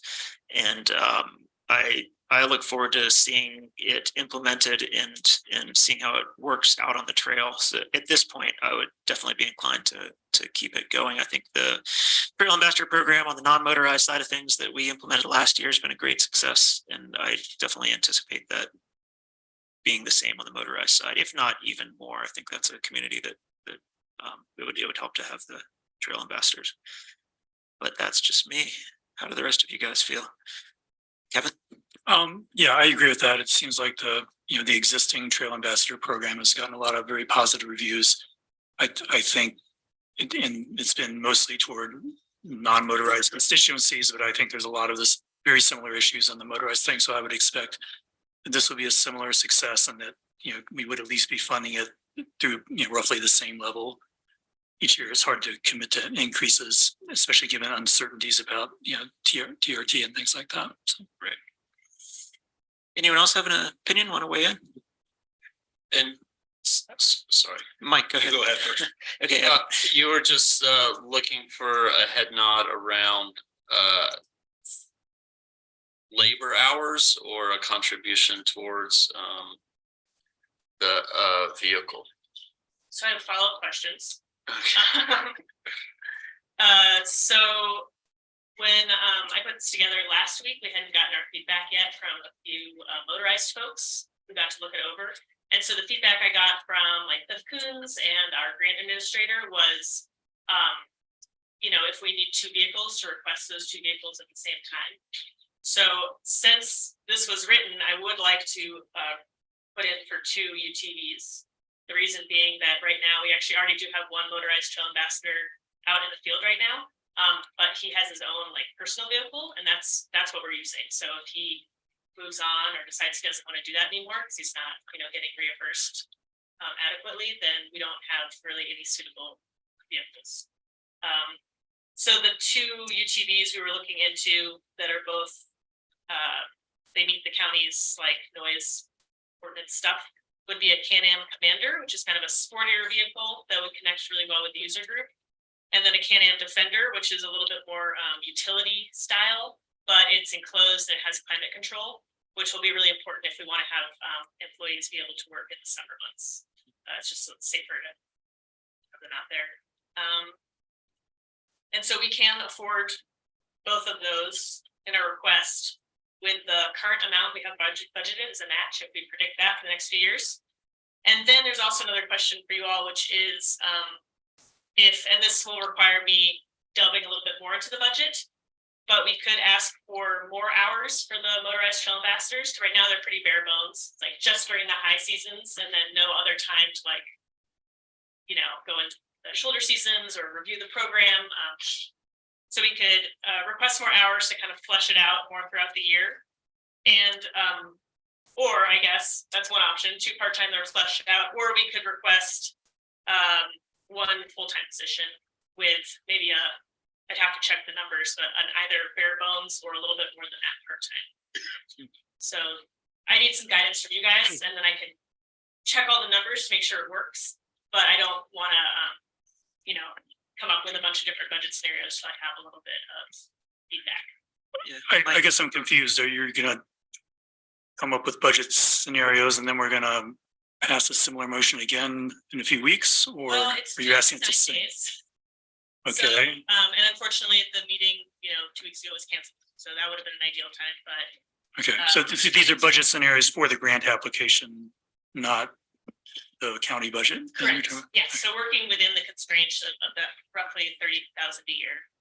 Like, basically, does the county have interest? If we can afford a full-time, is there an interest? So what's the total amount we're spending on responsible recreation?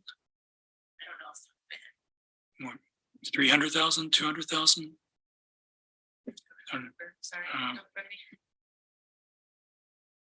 Yeah, but you're saying that the budget we've already approved, there's 30,000, and so if. So that's what was budgeted for this year for the field hours for the motorized trail. Okay, and so if that were to be similar in future budgets, then that would be okay for you applying for 2 UTVs. Okay. Oh, it's okay. So I do think, I think your current budget, got at least a moderate amount of scrutiny, and I think, if we had to predict the future, predicting future these budgets will be similar. That seems safe. You know, if we're talking about increases, I mean, there is competition for these funds. And, you know, as we try other things, we might want to switch priorities around. So, Yeah, Mike's had his hand up a couple times. My question was pretty much answered, asking about leaning towards UTVs, just on a cost basis and a feet traveled per hour aspect. UTVs travel faster than Jeeps. I could cover literally more ground with the trail ambassadors. I hear good feedback on the foot traffic trail ambassadors, as well as the bike and like that to expand to motorized, just the same. Yeah. But just previous ownership. I mean, you hands down, they're cheaper and they cover more feet. So that's the way I link.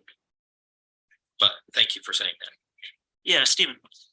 You mentioned that currently somebody's using their personal vehicle. How often are they using their personal vehicle?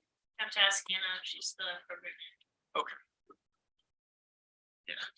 So it sounds like we are kind of in for a similar amount, but we wouldn't want to commit to any more at this point, is how I'm reading the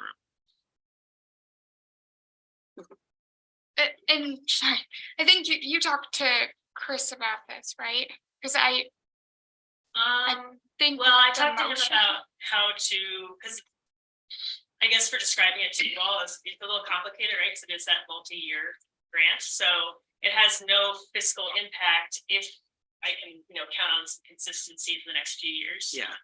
Right. But to come up with those estimates for the match, I, kind of need an idea of what the county is going to put in. Yeah, so I'd certainly feel comfortable, applying for the grant under the assumption that we're going to continue to spend $30,000, at least $30,000 a year. So, on this, I'd agree. Yeah.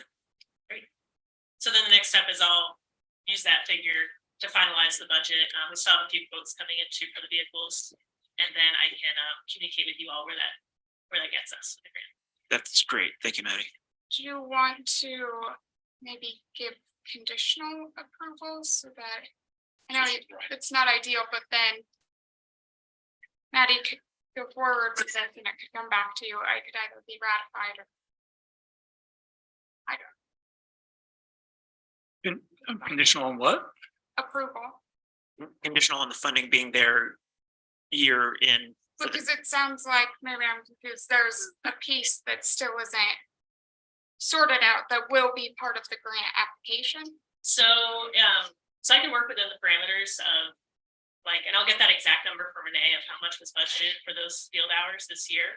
But if I can just plug that in, what will be unknown is I'll have to, really price everything out to see what our match will be and see if that seems like a competitive match for the program. But it wouldn't affect the bottom line that, if you guys give it a thumbs up for that 30,000-ish amount, then yeah, I can work with that. Okay. And finalize, our request for the grant.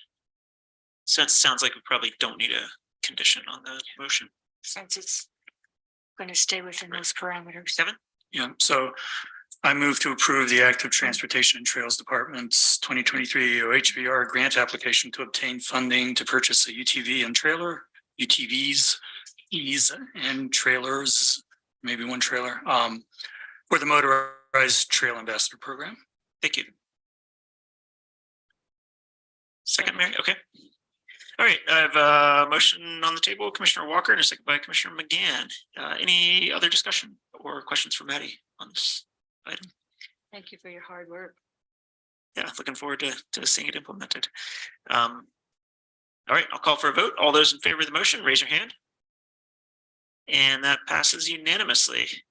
Thanks, Maddie. Thank you. Wish us luck with the grant. All right. Good luck. Yeah, absolutely. So we don't even know yet. Right. Yeah. Okay, we've reached the end of our regular agenda. We've come to our consent agenda. And I'll go through our consent agenda. Item number 12, MOU, Memorandum of Understanding with Utah Geological Survey, UGS, for data provider services. Item number 13, contract with Hudson Printing Company. Item 14, fee waiver for the new building permit for construction of the airport snow removal equipment building. Item 15, letter of support for the Utah Raptor State Park, and that's a ratification. Item 16, music festivals, High Water 2023 concert series, local consent. Item 17, ratification of Tiva, Allegram, CVS, Walgreens, and Walmart opioid settlement. Item 18, memorandum of understanding with the Moab Free Health Clinic to acquire an AmeriCorps Vista volunteer for the Planning and Zoning Department. Item 17, memorandum of understanding with the Moab Free Health Clinic to acquire an AmeriCorps Vista volunteer for the Economic Development Department. And lastly, item 20, Grant County 2023 disclosure statements. Move to accept agenda, consent agenda as read. Thanks, Mary. Did you have something you wanted to, or did you want to make a motion, Mike, or was there a Want to question? make a motion to remove number 19 and number 16. Okay. From the consent agenda to be able to discuss upon that. 19 and what? 16 and Okay, so I believe you don't have to make a motion for that. If I'm right, any commissioner can pull items off the consent agenda and they'd be added. Yes, Kevin? So I'll move to approve the consent agenda as presented, except for items 16 and 19. Okay, that makes sense. Okay, discussion of any of the consent agenda items minus item 16 and 19. Give me a second. Oh, you already did. Sorry. Right, sorry. Wait, do I get a second? Yeah. Who seconded that? I'm sorry.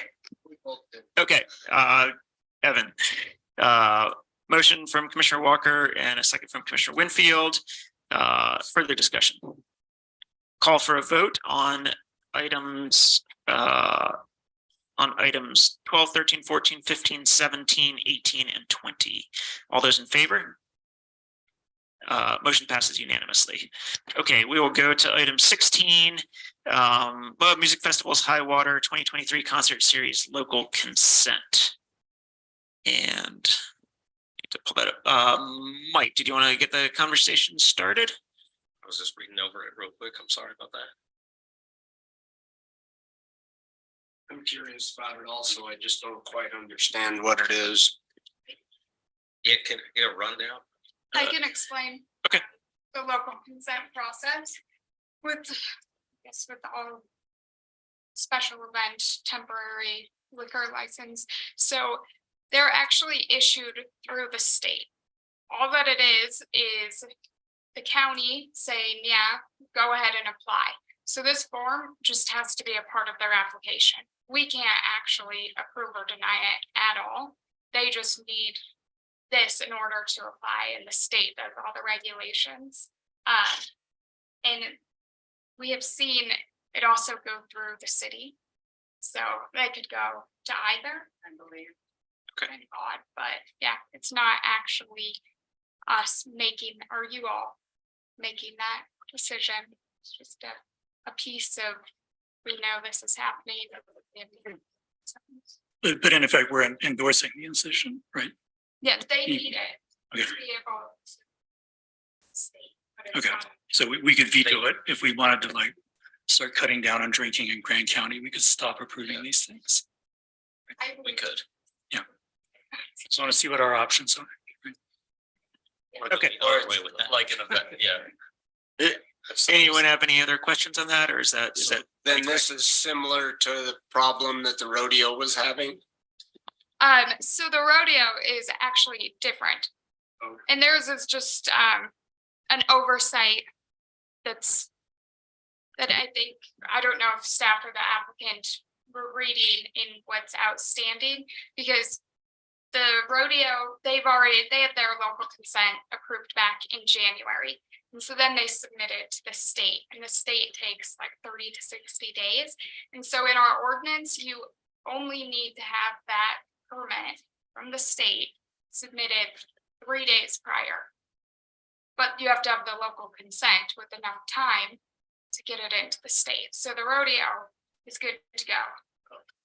Great. Assuming the state doesn't have any issues. wouldn't want to hold a rodeo without a liquor license. Yeah. No, they're on top of it. Awesome. We're good to go. All right. Any further discussion on this item? Would someone like to make a motion to approve it? I would like to make a motion Okay. to approve this, or to approve it. I Originally. move to approve the local consent for a single event liquor permit for the 2023 Moab Music Festival High Water Concert Event Series in the Grand County, Utah, June 6th to June 12th, 2023. Great. And you meant 9th when you said 6th. 9th, right? No, excuse me, I did a little. Thanks for the correction. And I'll take Mike's as a second on that. Any further discussion? All in favor of the motion, raise your hand. Passes unanimously. All right, we will move on to item number 19, memorandum of understanding with the Moab Free Health Clinic to acquire an AmeriCorps Vista volunteer for the Economic Development Department. And again, did you want to lead that discussion off, Mike? Yeah, I was actually happy there was some public here. Fiscal impact, $4,500 to hire AmeriCorps. Vista, right? Vista worker. And I was just back to previous conversation. What are we? What are they doing? What is the Vista doing that our office? I mean, it's $4,500, which is relatively small in that budget. It's a full-time employee for a Yeah. year. Right. That's the, I no, know it's that. not, that's Yeah, not so- once a month. That's $4,500 for the entire contract. So The you entire can think year, of this as 40 the, A 40-hour-a-week employee. this is like a grant from the federal government and our match is That's $4,500. Our match is Our $4,500. match is Yeah. right. So I It's- ran the Vista program for a long time, and it's a very small match on the agency's entity side, if that makes sense. So I just got a Vista also. And actually Gabe was my very first Vista, and that's why I did it, because Okay. it was like, I needed an employee and I needed them cheap. Yeah. And we've had some Vistas in the county that have turned into amazing employees. Ben Alter, for example, was a Vista. Gabe was a Vista. Laura Harris was a Vista. Yeah, So it's brought a lot. these are exceedingly valuable people that tend to come into the community and just They're educated, they're Right. motivated, they, Yeah. yeah. more than pull their weight. So it's a great deal, and it's a So pretty good thing instead to- of Peace Corps, AmeriCorps is, individuals that serve this Take a country. bow of Yeah, poverty. take a bow and- Yeah, they don't get paid very much. Bill's got his hand raised. I'm curious a little bit too, and I believe that that's possibly what the Citizen Be Heard was speaking to as well, but I realize it's only $4,500 for a year, but it would seem that that department was somewhat cut back by 416. Mhm. And so is there really a need for a full-time Vista in that department? I mean, I know that admin here and there are different departments that are certainly under a lot bigger load, and I'm just wondering, is there justification for a Vista in that department? I could let Mallory speak to that, but I do know that department is short they're short one staff member currently. Is that right, Mallory? So I think I haven't looked through the Vista requests this year, but what they are is it's supposed to be some kind of a new project that's focused on capacity building for the community. So I think a main focus that it's not adding to current work, it's supposed to be building what the department or the county does in certain sectors with the public. Does somebody get paid? Wait. We had our public comment earlier. Yeah, that's okay.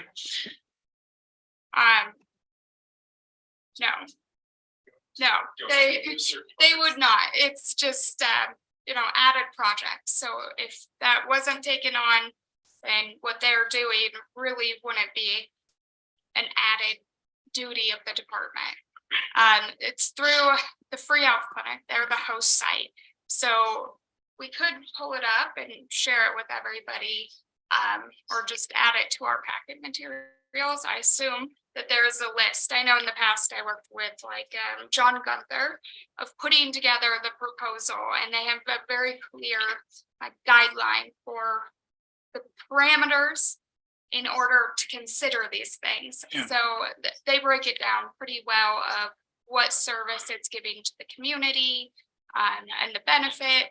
We can put it out there. That would have their specific details that they want to take on. So I wanted to address, I mean, Bill made a point about, there might be less money in this department and we can think just, more generally, suppose we wanted to trim some money from the budget.